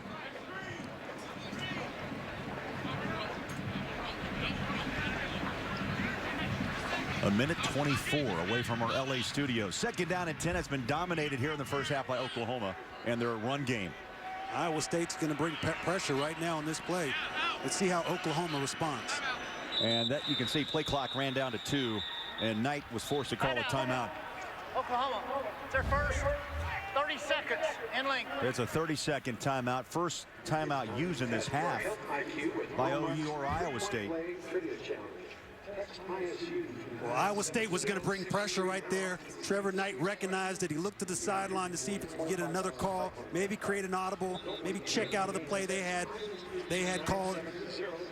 Didn't find what he liked, didn't see what he liked. Said, hey, let's just call a timeout. Got a lot of time on the clock. They're going to still try to put points on the board. They're crossed over the 50. They're not relaxing here as an offense. Saw Wally Burnham huddled up with his defense. It's been a rough go. They've had no answer for Oklahoma's ground game. And it's really been the option game. It hasn't been really complicated. We haven't seen a number of exotic runs. It's the option to the right side. It's the option to the left side. Maybe mixing in a little bit of power football, a little bit of lead. But it's the option that's really been hurting this defense. How about that? 128 yards, Knight 123. And that's in the first half. Knight stands flush from the pocket on his back foot, slings it over the middle, picked off 25-yard line. Sam Richardson. Second interception for the Iowa State secondary. Sam Richardson in the right place at the right time. And Trevor Knight, he made a poor decision early in the game. Richardson capitalized on it. And once again, the old rule, every quarterback coach will tell you, every offensive coordinator will tell a quarterback, never throw back across your body, back into the middle of the field. Defenses are going to take advantage of that. The probability of interception is extremely high.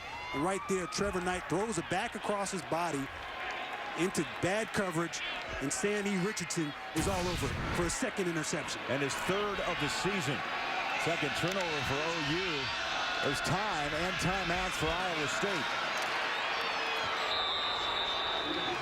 Crowd wanted something downfield on a 3-yard loss back to the 21-yard line. Don't forget Oklahoma, Ryan, gets the ball. They deferred. They get the ball to start the second half, and they've got a lead of 35-7. Well, that's one of the reasons why it's going to be important for them defensively to find a way right now to shut down this Iowa State offense and not give them any hope. Richardson over the middle. Dumps it. It's caught on the hands of Lazard. Dominic Alexander with the tackle.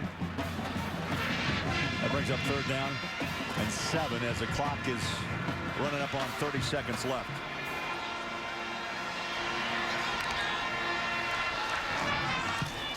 Richardson looks right, keeps the football. First down. Oh, nice move. And he's driven down at the 41-yard line. Nice cut. Ahmad Thomas brought him down. First down, but time is running away from Iowa State, and they'll call a timeout. Timeout. Iowa State. That's their first. It's 30 seconds in length. You're down 35-7. They were a little patient on that last play. They didn't seem rushed. They didn't seem to have a sense of urgency. Now all of a sudden they get a big play, a nice run by Richardson. You call the timeout, but you don't leave yourself with a lot of time on the clock. I'm not sure if they use their timeouts in the proper way right there before the end of this half. And Ron, we should point out that Richardson is the leading rusher for this Iowa State football team. Wimberly, about 270 on the season, over 300 rushing yards for Richardson. He averages about 12 carries and 50 yards a game. So he is known to run the football. They've wanted him to just make the right reads and throw the football before he runs. Well, Mangino, when we talked to him yesterday, the offensive coordinator said, I want my quarterback to sit in the pocket. I want him to be patient. I don't want him to rush himself. But when we call up designed runs, he's got to take full advantage of those opportunities. 18 seconds to play in this first half. They'll go play action. He's out of the pocket, looking downfield. Up top he goes. Home run ball. Oh, incomplete. That flag is out. Julian Wilson on the back of Davario Montgomery, and a flag comes out.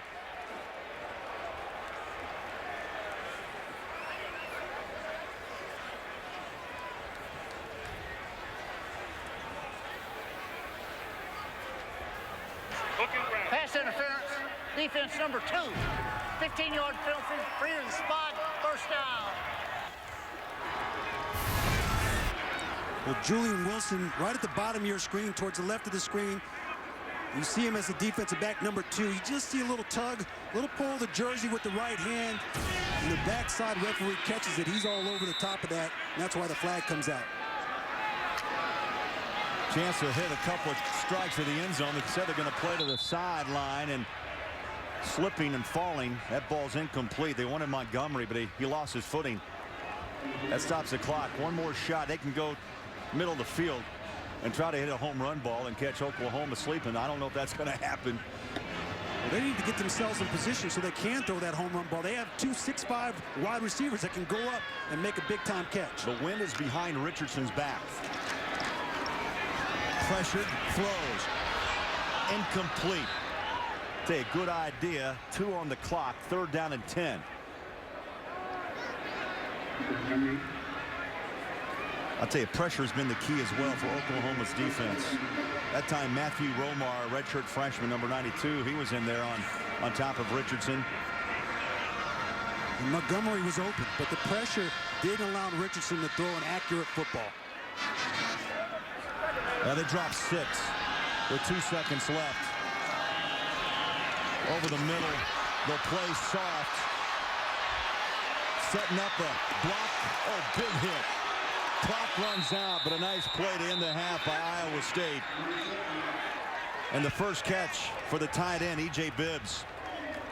Oklahoma puts together 480 total yards in the first half. They lead 35-7. We now go to Rob Stone in our studios in L.A. Rob?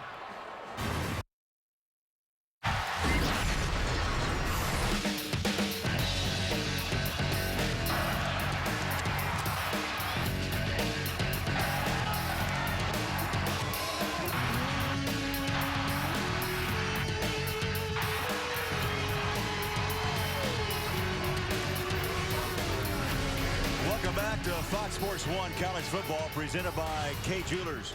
Craig Boberjack back along with Ryan Neese. 35-7 here in Ames at the half. And I think if you watch this game, Oklahoma fans have to be happy. I tell you, it's been a dominating first half on the ground, and give some love to that offensive line. They pushed holes and they protected. Well, maybe a chilly day, but this offense is on fire right now, and it starts up front. Their offensive line right now is moving piles. I mean, they are physical. They are mauling Iowa State's offensive line. They're creating protection in the passing game, but in the running game specifically, Thompson, Sneed, Darlington, Evans, Williams, those guys are doing an excellent job. And Iowa State on the other side, in that first half, they've had a number of miscues. I mean, they've had their chances, but unfortunately, they've had drop balls. They haven't been able to complete passes. They haven't been able to move the chains, and even when they tried to go for it on a fake punt, they weren't able to complete that and convert that. So hopefully they're able to correct some of those things, and if they can, they'll find a way to get back in this game. They just got to take it one step at a time. Time for our first half stats, brought to you by Geico, and the numbers tell the story. 480 total yards, 311 on the ground. And Ryan, I haven't called a lot of games where you see 7 yards average per play gained. It's very rare. I mean, that when you look at those stats just in the left-hand column, I mean, that looks like a complete game. That's just one half of football. And last year they rushed for over 400 yards against this team, and right now they're on pace for 600 yards. I mean, that's an impressive performance in one half of football, and it starts with just basic fundamental running plays.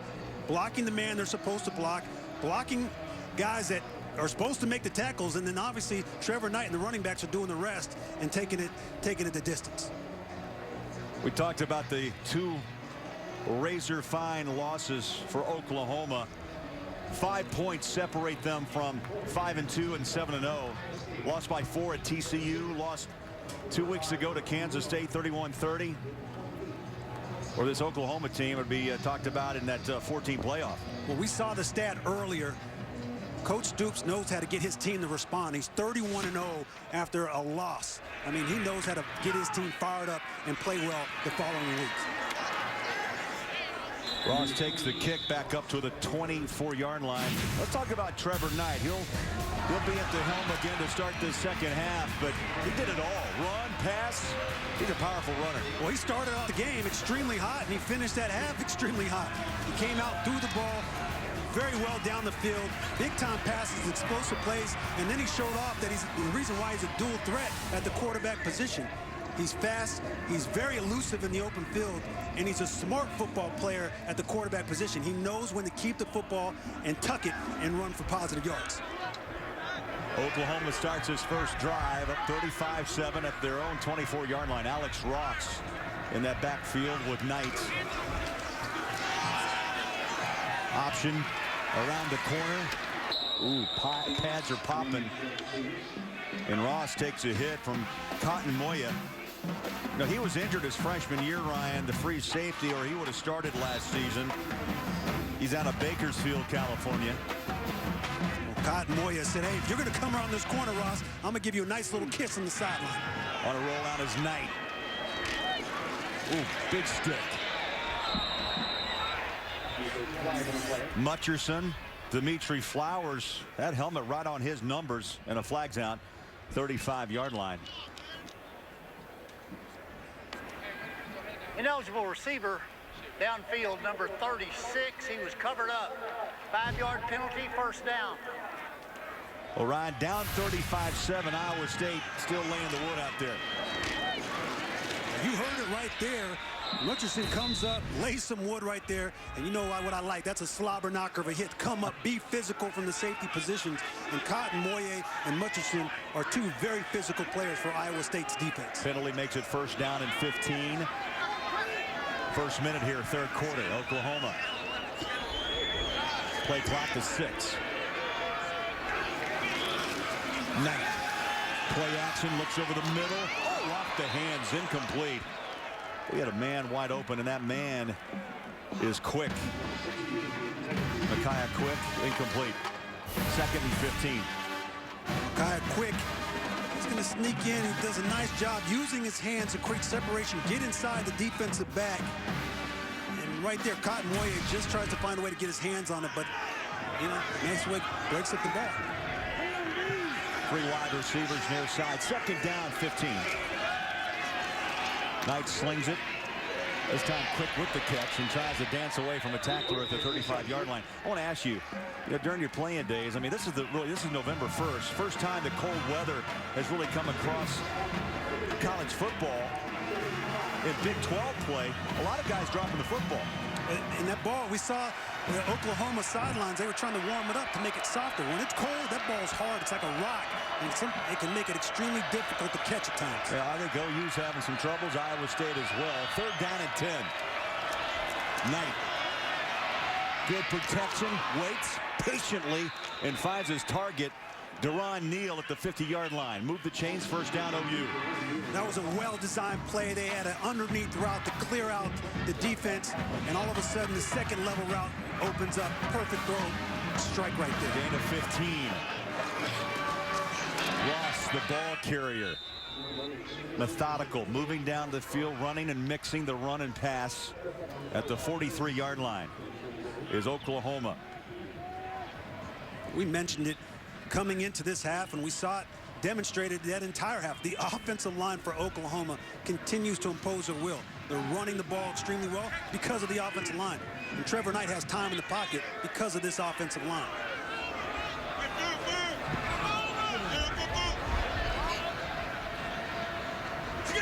Knight from the gun. Pulls it out of the belly of Pirine and steps out of bounds at the 31-yard line. Pirine, Ripkowski out there blocking ahead.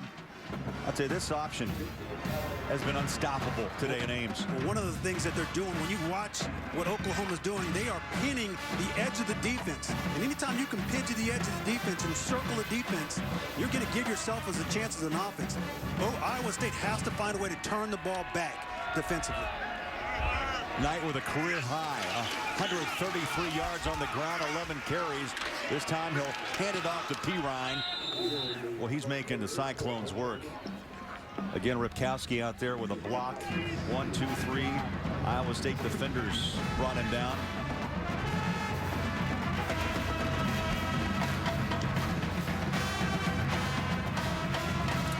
That was a gain of 4, 2nd down and 6.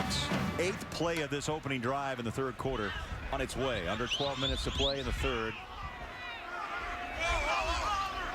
They've lined up in this formation before. Watch the option to the top of the screen. Oklahoma going into the wind. Knight. Again, great protection, rolls out, slings it off his back foot. He's already thrown 2 picks in this game, and this time smartly drops it out of bounds. That's been the formation of choice this entire game.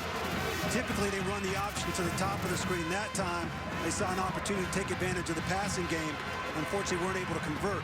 But that's created a number of mismatches for them offensively, and they've tried to take advantage of it, and they continue to line up in those formations. I'll tell you, those numbers on Knights are gaudy. Over 12 yards a touch. He's playing out of his mind. When you got a player that's well prepared and playing with the confidence he has, he's going to put up big-time numbers.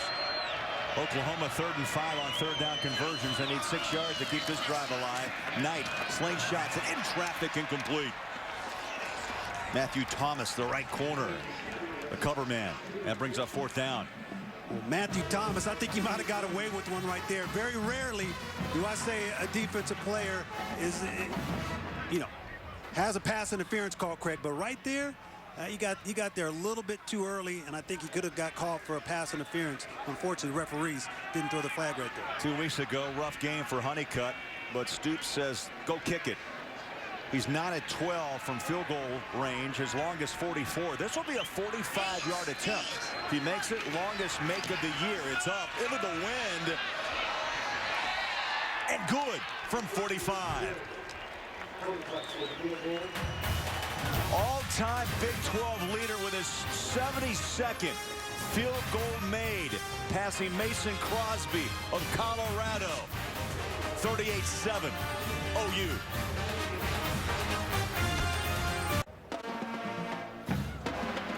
And a big welcome back to Fox Sports 1 College Football, presented by Kay Jewelers, Ames, Iowa, Jack Trice Stadium.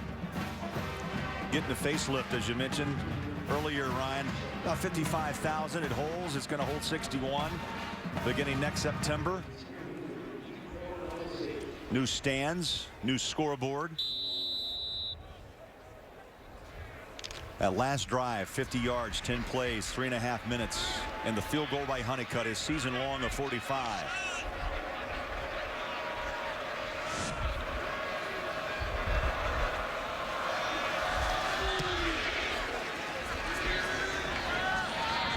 Four-yard line.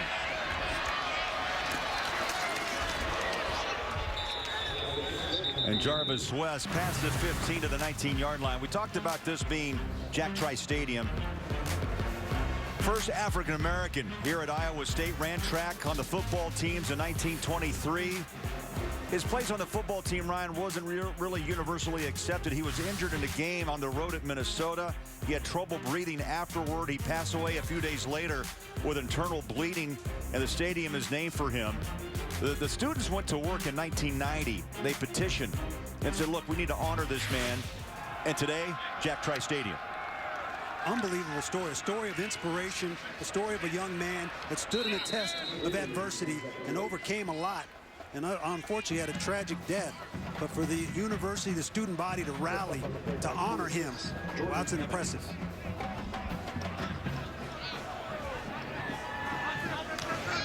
A gain of 6, 2nd down and 4. On a rollout goes Richardson. Incomplete.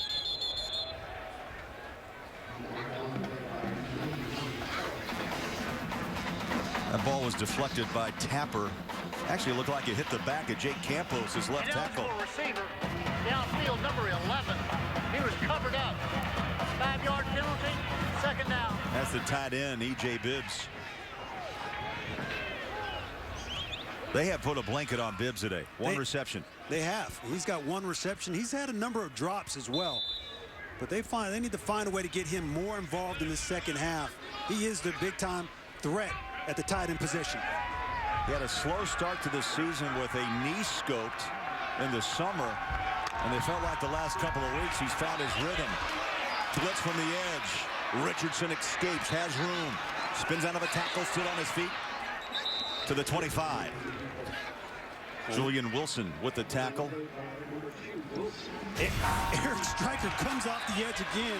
I mean, he flies in there. He's like a bird going across the screen. But Richardson, I mean, he shows off his shiftiness. He's running for his life right now, just trying to find a way to make something happen. I'll tell you, impressive, 221 pounds. And he's got great foot speed. Elusive, 3rd down and 4.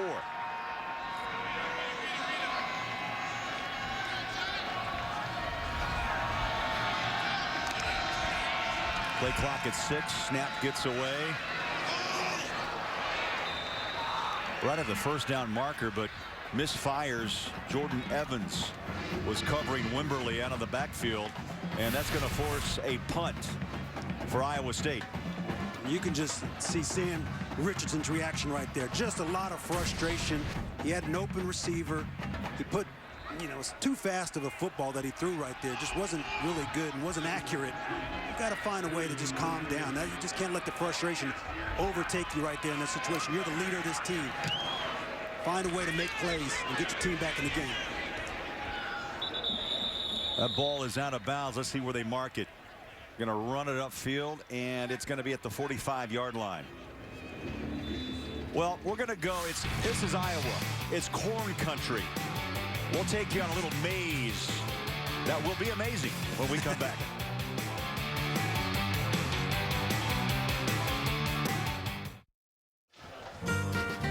Not far from Ames in Carlisle, Iowa, is the North River Corn Maze. And this giant maze was originally created to honor the 132nd Iowa Air National Guard. But in 2013, everyone decided the maze would honor the average Iowa farmer. Is this corn country? And I understand we lost a couple of crew members in that maze. We did. We're lucky they had cell phones in the 2-mile maze. They got lost. Everybody's always seeking out an adventure. Oklahoma back to the air. Neal with the catch. Past midfield to the 46-yard line. That's amazing. Get it? Thank you. Amazing. It really is. I mean, you could get lost in there. You could spend a lot of time. We're always looking for a little adventure every city we go into. That's the beauty of college football. Last 4 possessions, touchdown, pick, and a field goal. Knight, the high snap, takes it, hands it down to P. Ryan. And he's punishing runner.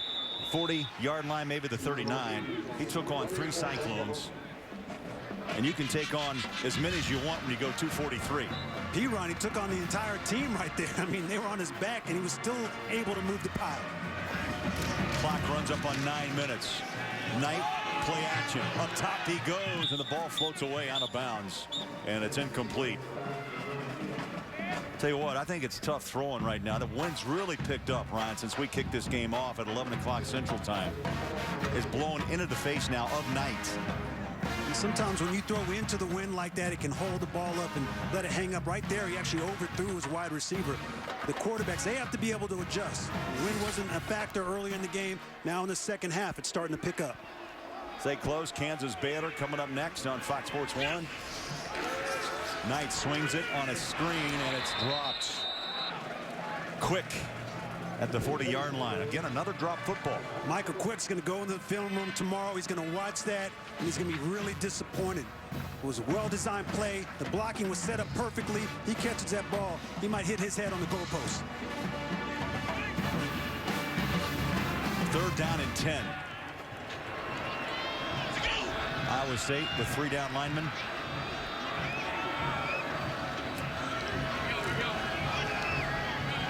Play clock under 10.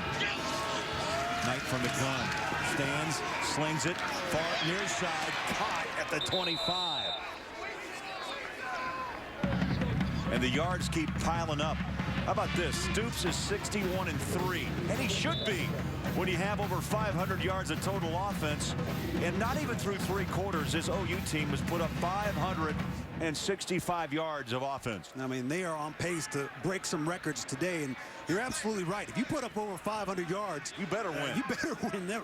That stat was very revealing when you have a high-powered offense, just how dominant you can be in college football. Oklahoma with a timeout. Timeout, Oklahoma. So they'll burn the first of 3. It's 30 seconds in length. You heard Randy Crystal. It's a 30-second timeout. In college football coming up on Fox Sports 1 today. 14 straight hours of college football to be exact. Kansas visiting number 13 Baylor. That's next, so stay right here. 4 straight games continue on Fox and Fox Sports 1. Who do you like in that Utah-Arizona State game? Well, I tell you, 3 weeks ago, I would have taken Arizona State, but Travis Wilson, they finally decided to go with Wilson at Utah. But you know what? In college football today, especially Pac-12, flip a coin. I'll tell you what, Utah's defense, the way they're flying around, how physical they are, I think they can play with anybody in the Pac-12. Still alive in that Pac-12 chase is Utah. A lot of teams still are, as is Oklahoma for the Big 12. Knight with a run. And he's dropped inside the 20 at the 18-yard line.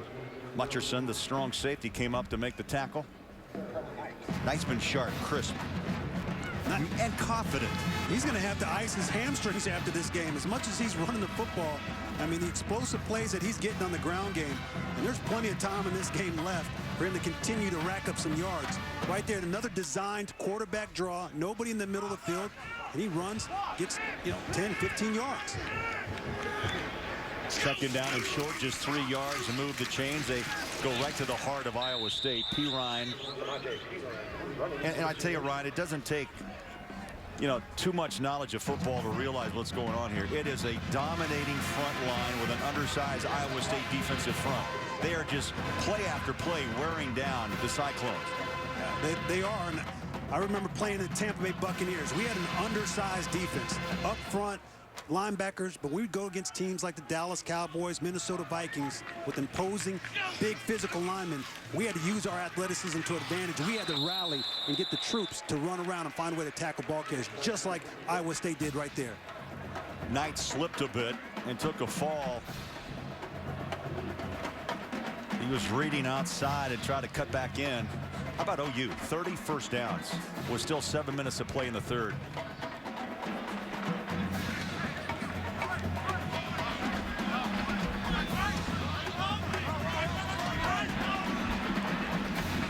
A loss of 3, second down and 13. Knight straight back, slings it over the middle, caught, touchdown, Oklahoma. Blake Bell.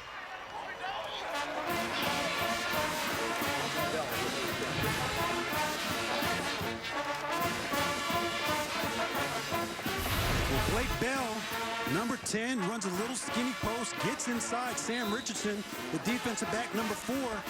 And that's an easy pitch and catch. When you got a big target, 6'6", 259 pounds, Trevor Knight's going to dial up that pass and be able to put it right on the numbers. And second touchdown of the day for Blake Bell. A quarterback turned tight end. And the PAT by Honeycutt splits the uprights. Dominating performance by the Sooners. They lead on the road 45-7.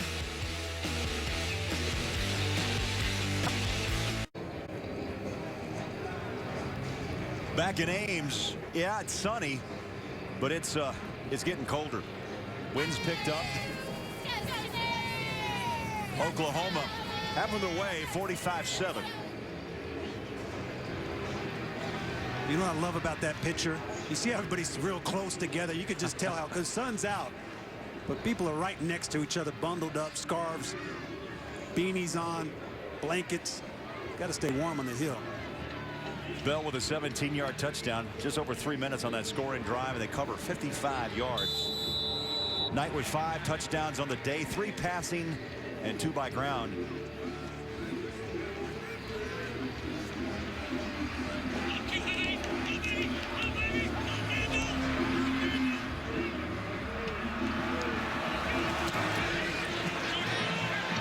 Into the wind, short kick, 16-yard line. Jarvis West One man to beat. Beautiful cutback. Still on his feet. Slices to the 39-yard line. Time for a Lowe's Never Stop Improving game break. Let's go to Los Angeles, and here's Greg. All right, guys, Wisconsin's Melvin Gordon at it again. He reverses course, and he goes 51 yards. It's his sixth straight 100-yard rushing game. That's his second longest active streak in the FBS. Wisconsin all over Rutgers, 30-0 in the third. Craig, Ryan, back to you. All right, thank you, Greg. Rogers, big day. Big day for Wisconsin. Big day for P. Ryan. Big day for Oklahoma. Iowa State starts at their own 39-yard line. Tough throw. All the way across the field. And Jawan Wesley with the reception. That is a tough throw. Tougher than people realize. I mean, to be able to throw the ball like that on a laser across the field, it looks easy, but that's a difficult throw just because of the distance that ball has to travel. Pickup of 2, 2nd down 8. On a pump. Then a lob over the top. Montgomery. Touchdown, Cyclones.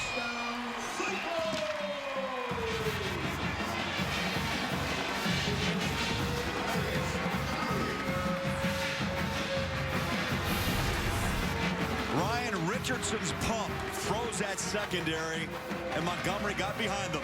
Well, Zach Sanchez, the corner that we talked about early in the game, he's got 5 interceptions on the day. In the season. He got a little greedy right there, saw the pump, saw the eyes of the quarterback, but Montgomery wasn't running a slant route. He was running a go route, and Richardson put it on the numbers, just lofted it up to him, and he was off to the races for that touchdown. Extra point, netting. And it's up and good. Second touchdown of the day for Iowa State. They're still playing hard, but down 45-14.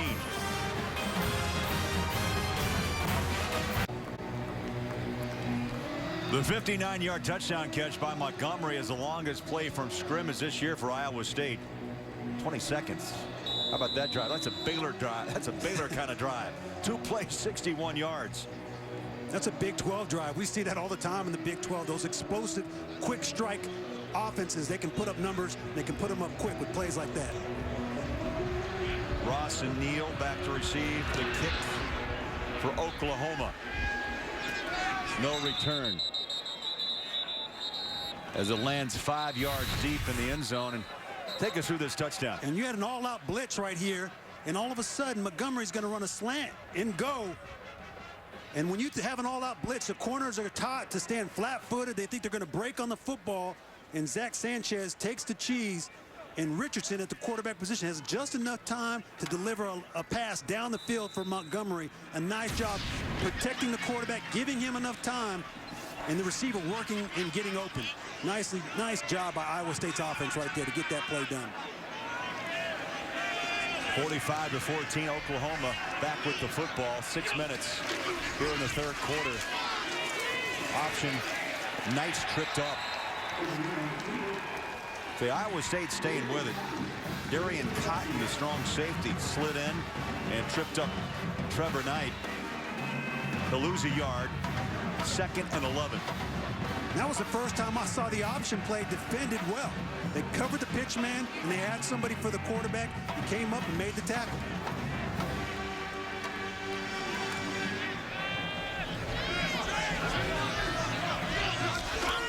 Knight from the gun. Oh. Big hit. Middle screen, came back for it, and Furch said a quick hello to Mika Quick. Drake Furch said, hello. I'm going to come off this block and make a hit right here. Oh, that's a hit right there. 3rd down and 10.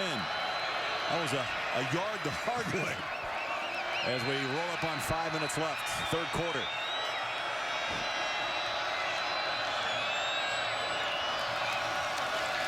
Knight pressured, slides out of the pocket. He has room to run.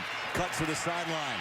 Can't throw the stiff arm, and he's chased down to bounds back around the 34. That brings a 4th down for Oklahoma. And Kenneth Lynn did a nice job taking a proper angle to get Trevor Knight out of bounds right there. He didn't necessarily bring him down, but he did a nice job forcing Trevor Knight to try to break a tackle, and he went out of bounds. They got off the field. Iowa State, nice job defensively right there. I think that was Iowa State's best defensive stand for Wally Burham's defense so far in this game. Fair catch, 36-yard line. Well, we talked about the new $60 million renovation. It has begun at Jack Trice Stadium. The south end zone being enclosed with an added upper and lower seating bowl. It will include club seats and a new HD video board. It's going to be impressive. You see it's being built right now. It's going to be finished before next season. I know the fans around here are going to be excited to experience that new building. This is all new, so they're going to match it basically end zone to end zone. There was a flag on that last play and a holding call.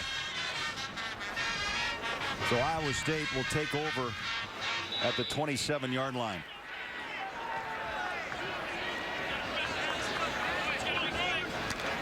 They've been putting pressure on the edge all day. This time they lay back, and the pitch and catch far side right on the hands of Bibbs.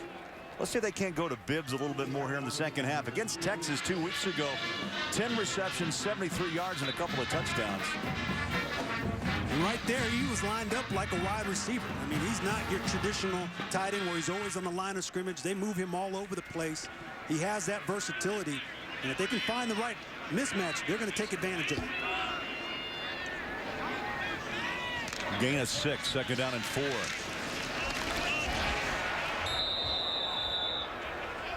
Boy, Neely was hit. I mean, just about the time he touched the football. Yeah, he had nowhere to go. And we talked about the versatility of Bibbs. That time he was lined up in the backfield blocking. I mean, they use him as a wide receiver. They use him as an H-back and as a tight end. Iowa State 5 of 14 on third downs. They need 8 yards to keep this drive alive. That ball's out. Ball's kicked. Oklahoma covers it up at the 15-yard line. Jordan Evans jumped on that loose football. And again, it's been the story all day. A lot of pressure on Richardson. And he's trying his best to stay in the pocket and keep his eyes down the field. And he's fighting for extra yards right there. But all quarterback coaches will tell you, you got to find a way to secure the football. And in traffic, when that pressure's around you right there, you got to protect the hopes and the dreams of the team. It gets away from them. And Jordan Evans bounces on the football and recovers it. Oklahoma with 2 turnovers in the ball game, the first by Iowa State. And that sets the football at the 15-yard line. Oklahoma takes over with a 45-14 lead. P-Ryan breaks the tackle past the 10. That play demonstrates how strong that young man is. I was just going to say, I haven't seen him go backwards once. I mean, even at the point of contact, very rarely do you see him get turned back. He drives his feet, and that's hard for young players to do and learn. But when you watch him run, to see him accelerate his feet at the point of contact and fight for extra yards, it's impressive. You can see his numbers on the day. He's got 83 yards. The entire Knight, Ross, all of them are putting up big-time numbers. He averages P-Ryan 94 yards a game. He'll get it again. No. Knight pulled it down of his belly and runs it in. Touchdown behind the blocking of Flowers.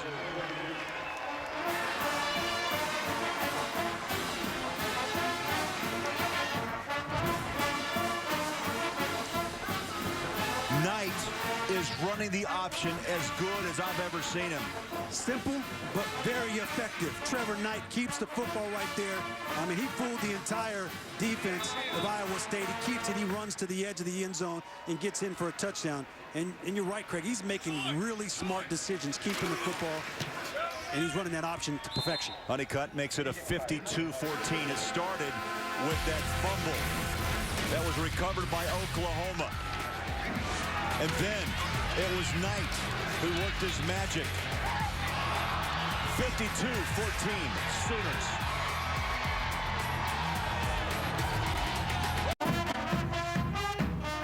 Trevor Knight celebrating on that Oklahoma sideline. They took advantage of that Iowa State miscue, and they've built now an impressive lead of 52-14. 18th ranked in the country. Trying to make a statement today on the road. And they definitely are making a statement, and they're showing the variety of weapons that they have offensively. This isn't traditional Oklahoma football that they've shown all year long on the offensive side of the ball. They've kind of gone back to what they've done in years past, and it's working extremely well. They have weapons on the outside. They have a great running game, and Trevor Knight's playing out of his mind right now.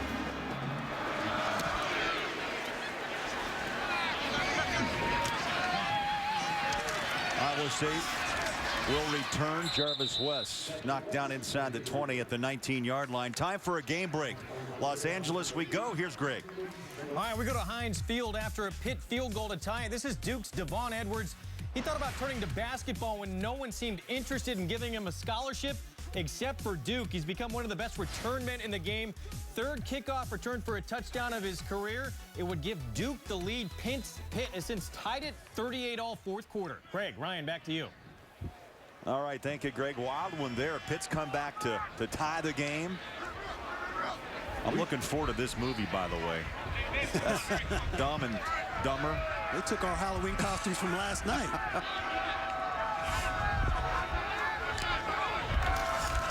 Under 3 minutes left, third quarter. Iowa State got to go back to work, no gain, as Wimberly is hit and knocked down hard by Alexander, inside linebacker. And Iowa State has a number of young players, both on the offense and defensive side of the ball. Very rarely do you get opportunities to have live situations. You have to take full advantage of every single play that's left in this game and continue to work and continue to get better. Second down and 10. And Richardson, ball batted down, and it's incomplete.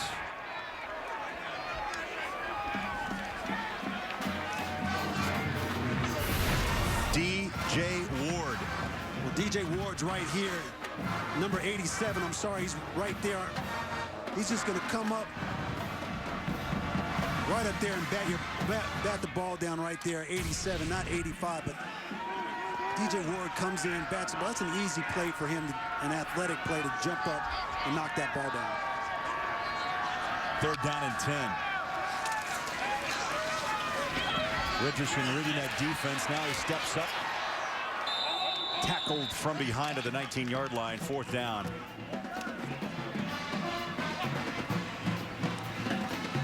And this is when you're going to start to see Oklahoma's going to start to rotate players in, both offensively and defensively. I'm curious to know if Trevor Knight's going to continue, how much longer he'll continue to play. Now with a comfortable lead, you can start mixing in some of your younger players to give them more experience as well. Now they're starting to mix in some defensive players up front for Oklahoma. Sanchez back to receive the punt. Oklahoma will have the ball at the 44-yard line. Coming up next, Fox Sports 1 continues its 14 straight hours of college football, including Kansas visiting number 13 Baylor down in Waco. So stay right here. 4 straight games continue on Fox Sports 1.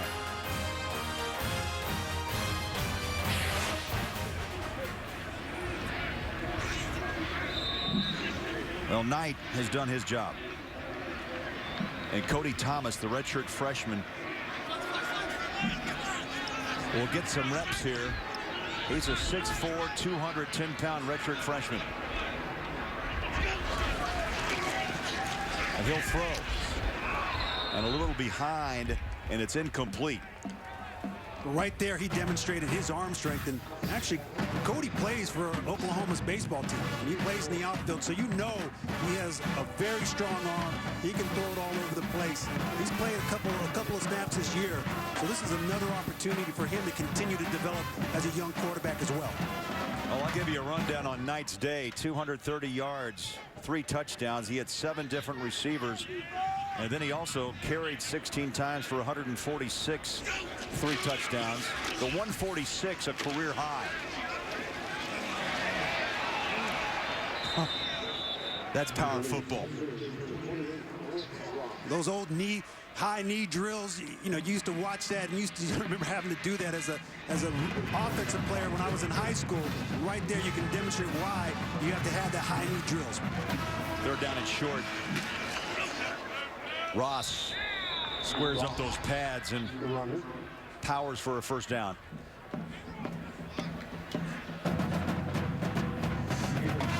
Over 600 yards. And the last time it was 607 against Tulsa. 617. That's not even through 3 quarters. I was going to say, we still have a whole quarter of football left. And this offense, and the way this offensive line blocks, I'm sure they're going to continue to pile on more yards. Cody Thomas takes over for Knight on this drive. Under a minute to go. Ball batted down. Incomplete, second down. That was Drake Furch, the Sam strong side linebacker. Drake Furch, number 3, you're going to see him come right off the edge, right in the quarterback's face, and jump up and time his jump perfectly to bat that football down. And when you're a quarterback just getting in the game, sometimes it takes you a little bit of time to figure out passing lanes, figure out where pressure's coming from. Cody will start to settle down as this game goes along. Thomas only 6 attempts before today passing. He'll get some work here. Straight ahead running. P-Ryan.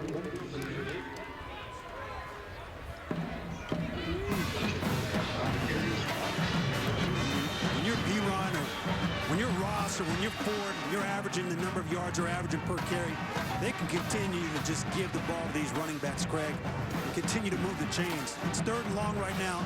They could run the option right now. The quarter's going to run out, but going into this 4th quarter, we're going to see a steady dose of this run game. 4th quarter, straight ahead. Dominating performance by the Sooners. After a bye week, they've hit the road to Ames. 52 points on the board. 4th quarter, straight ahead on Fox Sports 1.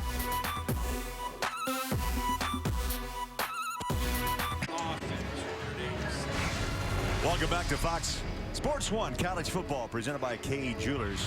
Back in Ames, Iowa. It's been a steady dose of Oklahoma from the start. 21 in the first, 14 in the second, 17 points scored in the third. Right now, they've crossed over the 50, and they're marching to put more points on the board. With Cody Thomas at quarterback.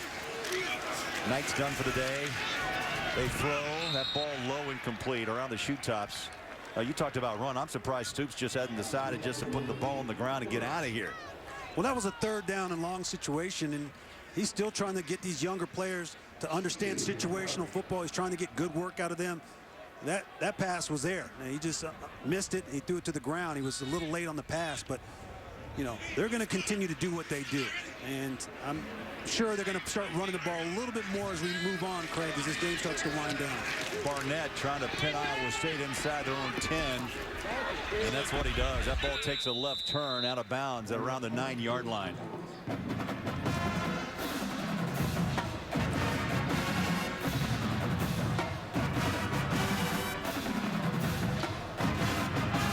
Oklahoma defensively, I'd say they've had quite a day, but it's been led by the left downside backer, Eric Stryker. He's been all over the place. He bats balls down. He's been in the backfield sacking the quarterback.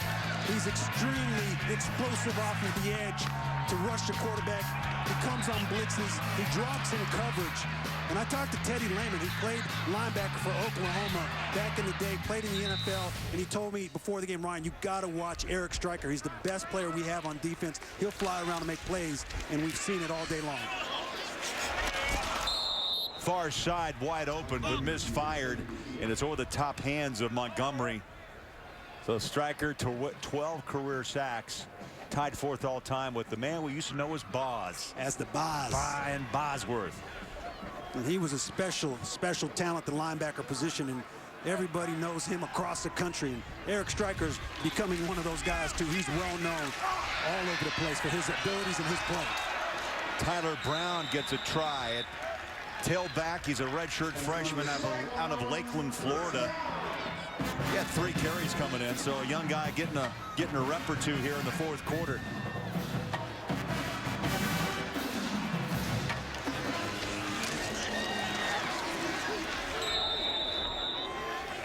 Brown puts a hand down, picks up a couple of more yards to make it 8, an 8-yard pickup. And what's interesting, when you look at Iowa State's roster, they have a number of players from the state of Florida, especially down that I-4 corridor. Orlando, Lakeland, Tampa, Clearwater, all those areas. They're getting a lot of players out of those cities. Pitch and catch, the Florida pipeline. Montgomery, one of those Florida players you spoke of out of Winter Park. Nice reception.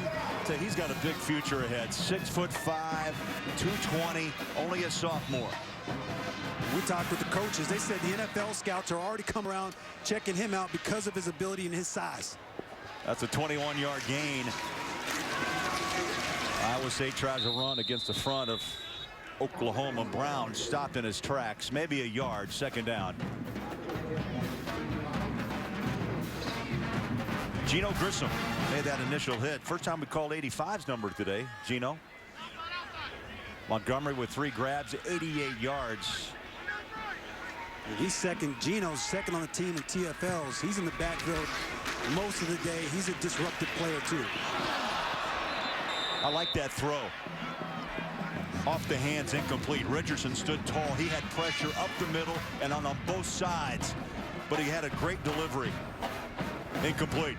And you're Sam Richardson, and you step back at the quarterback position, you drop back, and you sit in that pocket with the heat that Oklahoma's bringing. You take a hit like that, you need E.J. Bibbs, your tight end, to come up with that catch. You're depending on him, you're counting on him, and it didn't happen right there. Iowa State 5 of 15, converting 3rd downs. Pressure again, off his back foot, lobs it up, and it's out of bounds, and it's incomplete. Dondre Daly, the intended receiver. And Richardson shaken up. It's been a punishing day for Iowa State's quarterback. I'm sure if we track the numbers, and I bet our stat guys have, the number of times he's been hit today. But right now, he gets banged up once again, and you can just see his body language. It just doesn't look good. He looks tired. He looks frustrated. Cyclones punt, straight up, straight down. Takes an Iowa State bounce just inside the 25. And Oklahoma back with the football in a big lead when we come back on Fox Sports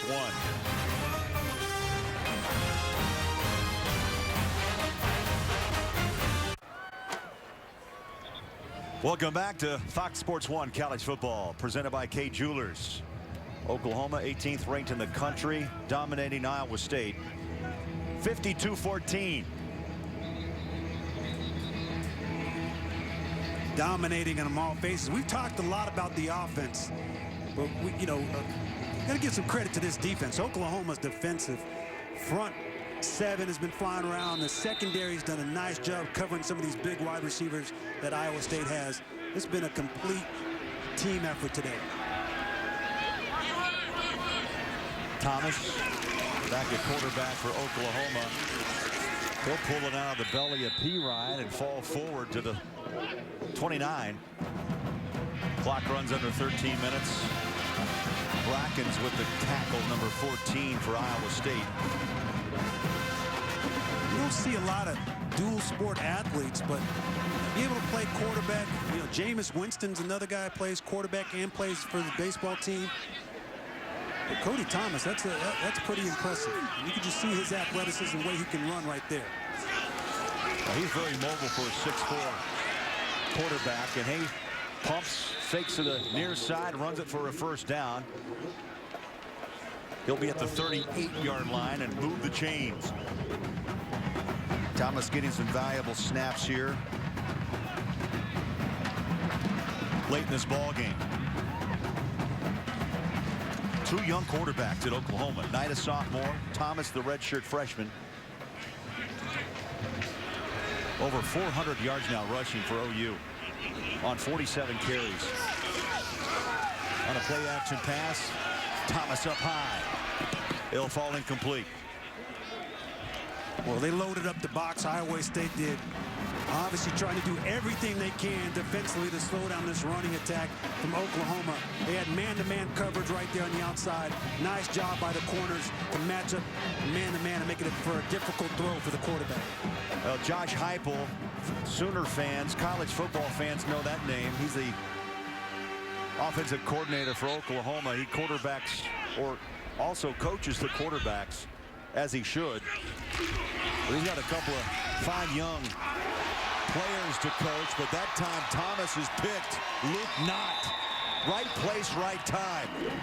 I don't think Cody ever saw him.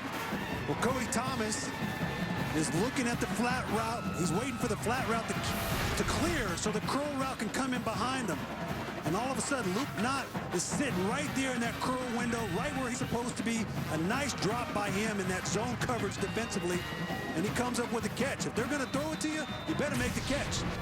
Only miscues for Oklahoma today has been the three turnovers, the 3 interceptions. The 3 interceptions. And Knight had 2. And obviously those are overshadowed by all the other things that he's done so well.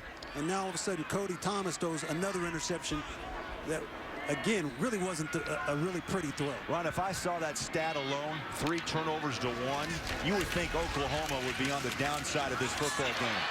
But not the case. They're up big. They're up big because they have all kinds of weapons across the board that can make up for those miscues. And I'm sure those are things that the coaches are going to go into the film room and correct. All 3 of those interceptions were poor throws and really more poor decisions by the quarterback that can be corrected, and they'll find a way to get better. Richardson's done. Grant Rohach is now on the field for Iowa State. Flips it to the near side. Nice catch, 15-yard line by Wesley, the freshman.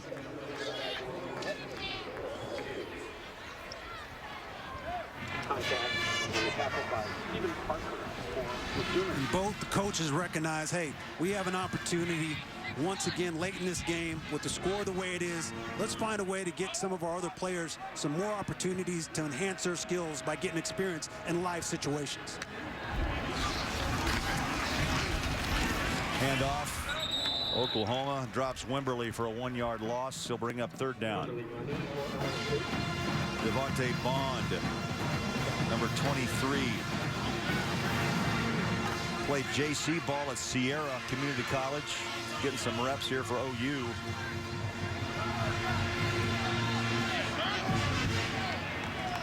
Iowa State, 3rd down and long.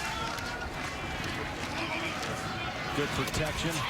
Quick flip, far side, short of the 1st down at the 11-yard line. It's Ekby. Ted Ekby with his first catch, his 3rd of the season. I love when quarterbacks show off their arm strength. That ball was thrown on a rope diagonally across the field. They were on the opposite hash, and he threw a laser across the field. You have to have a strong arm to make that type of throw and make it accurate.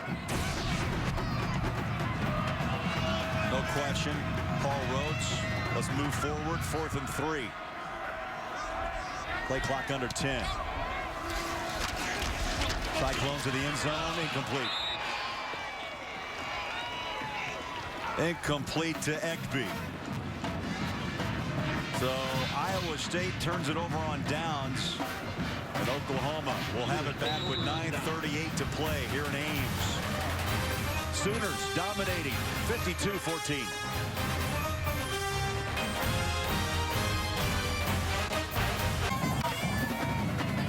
Back in Ames, 52-14, Oklahoma. We go to Los Angeles for a game break. Greg Wolf. All right, up next, Craig, I know a team you've seen a lot of over the last couple of years. Bryce Petty and that high-powered Baylor offense will try to get back on track after falling from number 4 in the country. They'll face a Kansas team seeking their first conference road win in 6 years. That's next from Waco. Craig, Ryan, back to you. All right, Greg, thanks so much. Yes, we have seen Bryce Petty many, many times, and a downer for him and Baylor. Let's see if they can't get back on track against Kansas. Charlie Weiss fired a few weeks ago. Sooners with the run. Pirine with a stiff arm. He's at the 30, delivers a punch at the 35-yard line. Boy, the yards on the ground today, they just keep piling high for the Sooners. Oh, yeah, they do right there. And that was an excellent run. And I'm sure the coaches are going to talk to P-Ron right there. Hey, when you're up this big, we're trying to run out the clock. You got to find a way to stay in bounds. And they didn't stop it right there, but he was too close to the sideline. Just go down and allow that clock to keep running. Cody Thomas with a long snap count. Straight ahead running. What a run. David Smith gets a rep. Ryan, that opening up front by the O-line of Oklahoma, that's a wide body you can run through. I'm talking like not an, well, maybe an 18-wheeler. You could definitely drive an 18-wheeler through there. You might be able to drive two of them, the gaps that they're opening up. And that's why you're seeing these running backs with these creases and with their seams, and they're taking full advantage of it.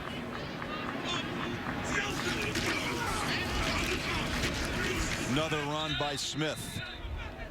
Well, the pads are popping here in Ames. I know you've talked to a number of running backs over the year, and all of them will tell you, if you can get through the line of scrimmage untouched and to the second level, in their mind, they don't think anybody out there as a linebacker or defensive back can bring him down one-on-one. And that's what Oklahoma's done today. They've opened up a number of holes to allow their running backs to get to that second level, get to those linebackers and safeties untouched.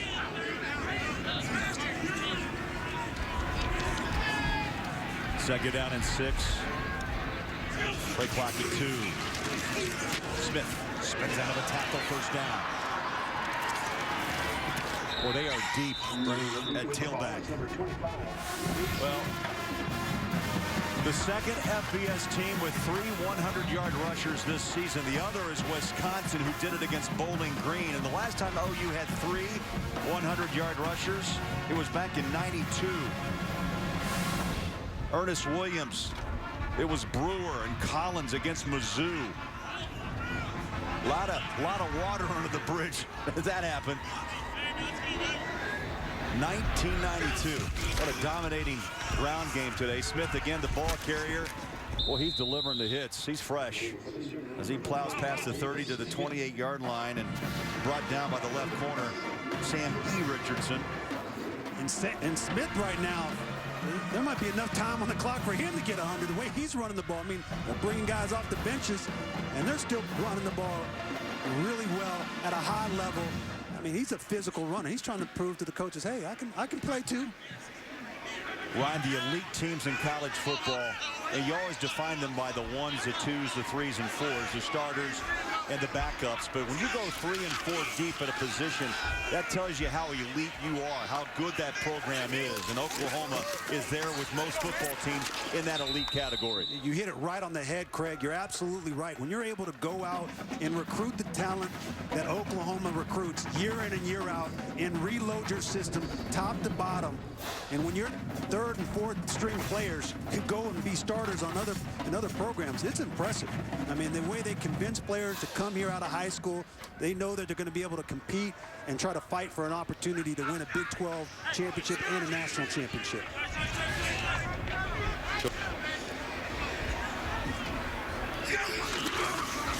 Thomas to Smith.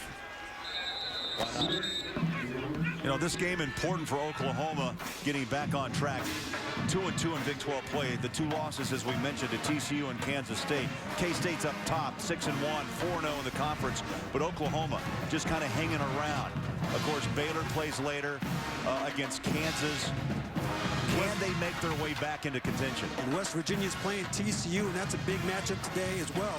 So they're going to let things sort themselves out. Oklahoma plays Baylor next week. That's going to be a big-time game. That'll be an interesting matchup as well. Cyclones showing blitz up the middle. Still found a hole for Smith as he spins past the 10 to the 8-yard line. Here's what's left for the Sooners. On November 8th, it's Baylor, 13th ranked. Then at Texas Tech. Then you have Kansas. And then you start the month of December. That's Oklahoma State, who's had some ups and downs. We saw the Cowboys earlier this season as Smith runs it in for a touchdown. Boy, what a drive. Off the bench. All Smith. More Smith than Smith again for a touchdown. I mean, Like I said, if he had a little bit more time on the clock, he may go for 100. He runs right up the middle. He's physical, has a nice little spin move to find a way to dive in for the end zone. So Smith gets a chance to put his numbers up. Joins the likes of Ross, Pirine, Knight. 7 carries, 54 yards. And the chip shot for the PAT is up and good.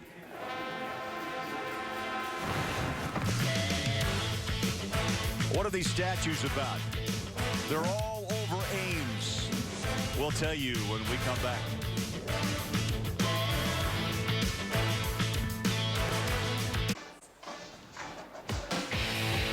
Great idea. You go around Ames. It's part of a benefit for local charities. 30 statues of the Iowa State Cyclone mascot on display. Each are decorated by an artist, and they were unveiled prior to Iowa State's home opener this season. We were around town yesterday and saw them kind of just scattered throughout. Yeah, a nice little landmark. Try to find one. Take a picture with it. I like the one with all mirrors around it. Sooners have put 59 on the board on the road against Iowa State. And the kick takes a bounce out of bounds. Now this is the fraternity of college football. Smith gets his shot. All right. He comes off the field after his first career touchdown. And look at him. He is just getting mobbed by his teammates. And Ryan, you know all about that. They're trying to get a little bit of emotional reaction from him from that touchdown, try to get him to smile a little bit. But, you know, it's not just about a team. It's not just about football. It's a family. Those are your brothers. You sweat, you bleed with each other, you work hard with one another. And Smith doesn't get a lot of touches, but all of a sudden when he did and he scores, you can see the brotherhood come around him and celebrate him. That was impressive. I love that. I love that clip right there. Tyler Brown gets the carry. Second down, 5 minutes left.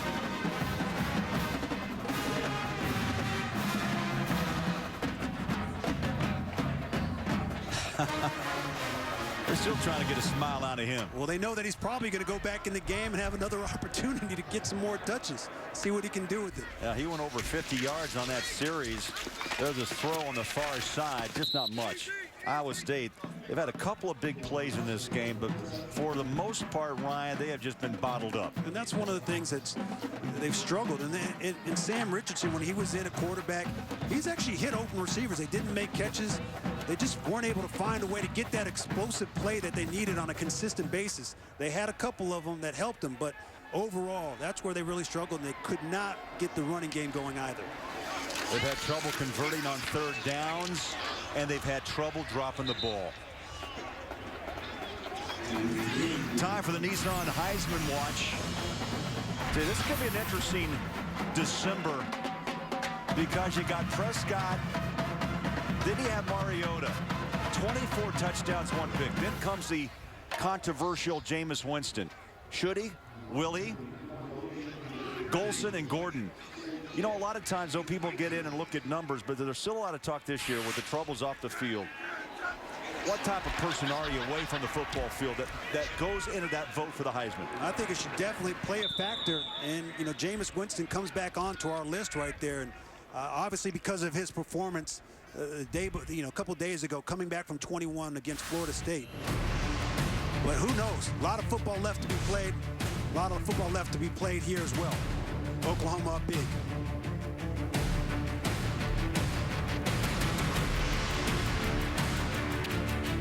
This is a fight between two of the most... Time for our Academy Sports and Outdoors Right Stuff Player of the Game. And there's little question. Trevor Knight, quarterbacking Oklahoma. No surprise. I mean, he did it on the ground with his feet. He did it through the air with his arm. He just showed why he's such a versatile quarterback and why Oklahoma's offense is one of the most high-powered offenses in the entire country. His versatility and with the weapons around him, it's hard to slow this offense down. He has not played in this fourth quarter. Gave the football to Cody Thomas. Smith has dominated this game so far. He had 50-plus yards on that first drive he jumped in. Now he's past the 30-yard line and trying to push for another touchdown. I'm loving watching the sideline for Oklahoma. When the ball's in his hands, they're jumping up, they're screaming, they're cheering him on. And that's what you want from your teammates late in the game like this, to cheer on the players that are still on the field fighting. That last drive, Brown scored his first career touchdown. First and 10, 31-yard line.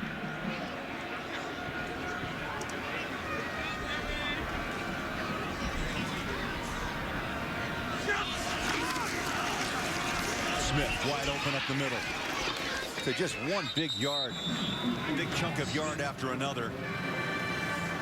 Works his way to the 20. They're just simple zone read plays, getting them inside. He's getting the crease, he's making it happen, and the blocking up front, it's still very effective late in this game. They're still imposing their will as an offensive line. 504 yards of rushing offense today. The last time OU went for 500, 1989 against New Mexico State. They ran for 518.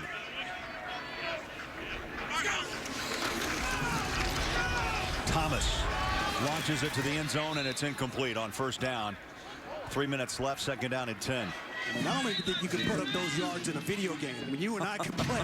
I mean, it's an impressive performance. And I know that the coaches have to be extremely impressed with the way that this team's responded after a tough loss. They went through their bye week, they made corrections, and they came out and responded and played at a high level to get back on track.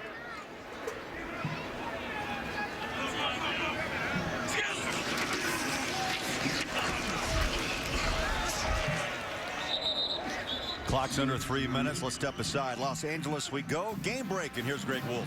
All right, thanks. We go to Boulder, Colorado. Washington quarterback Skyler Miles enjoying his Colorado homecoming. The Centennial native finds Dante Pettis, 28-yard score. Washington has added a pick six since they lead 31-23 third quarter. Craig, Ryan, back to you. All right, Greg, thanks. Huskies up and down year. Colorado still trying to just find their groove in Pac-12 play. Colorado lost a tough heartbreaker last week against UCLA, and they're still fighting against a tough Washington team. Incomplete at the 15-yard line, and that brings us 4th and 10. You surprised Oklahoma's passing the football? I'm very surprised. I mean, late in the game like this, you're up. I understand you want to get your quarterback work. The other thing is you also want to protect your players. You know, run the ball, run the clock down, allow your players to get off the football field and go home healthy and go home and enjoy this victory. Yeah, Baylor's next at home for Oklahoma next week in Norman. We'll see Baylor and Kansas coming up next on Fox Sports 1.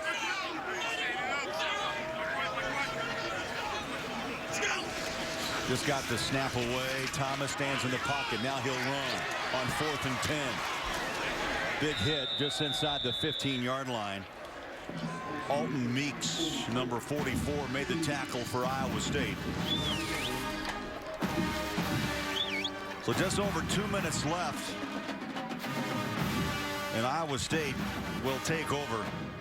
That was impressive. The young quarterback, he couldn't find anybody open. I know it's 4th down. But you know what? He tucked the ball. He tried to fight for it. He didn't try to force the football. Sometimes you're a young guy. You come in off the bench. You have high hopes. You want to try to impress the coaches. You start trying to press the ball in those situations. That was a smart play by Cody. Iowa State will drop down to 2-6 and winless in Big 12 play at 0-5. Tyler Brown chased out of bounds. Stops the clock at 2:04. Next week, they'll take on Kansas on the road in Lawrence.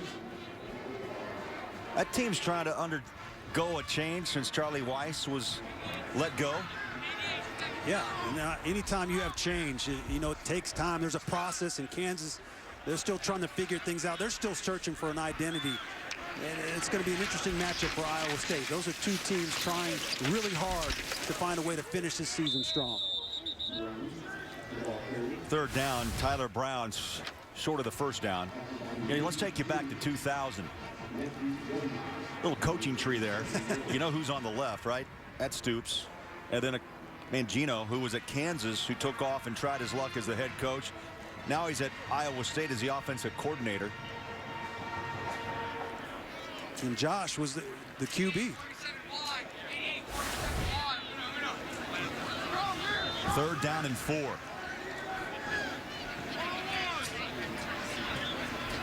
Stoops has great success at Oklahoma, and you know what? He's far from being done. There's a 1st down. Oh, the high-stepping Tyler Brown gets rocked. Hatari Bird, his 10th tackle of the year. We talked to Coach Stoops the other day, and I complimented him. Every time I watch film and every time I've seen this team over the years, they play with an intensity and a sense of urgency. Their record may not always be indicative to the level of play that they're playing at on the football field. These players are well coached and well prepared every single week. Well, Stoops in his 16th year, 15 consecutive bowl bursts, 8 Big 12 titles in the national championship. Personal foul, face mask number 49. 15-yard penalty, automatic 1st down. Few coaches, Ryan, that have that type of resume. Now, let alone in college football, but at one school. Well, to have that longevity and to have that tenure says a lot about your ability not only to coach up talent, but to understand how to work with the alumni, understand how to work with the athletic department. It takes a lot to be a head coach nowadays in college football, but it comes down to W's, and they've won week in and week out, year in and year out. So that should be the final play of this game, dominated from start to finish for Oklahoma. 62-3 now. And during the Stoops era, when having 500 yards of total offense. Today, 751. What a performance for Ryan Neese, Craig Bolerjack. We wish you good afternoon from Ames. The score again, 59-14 Oklahoma. Following the short break, we'll take you to Rob Stone and the guys in our LA studios. You've been watching Fox Sports 1 College Football, presented by Kay Jewelers.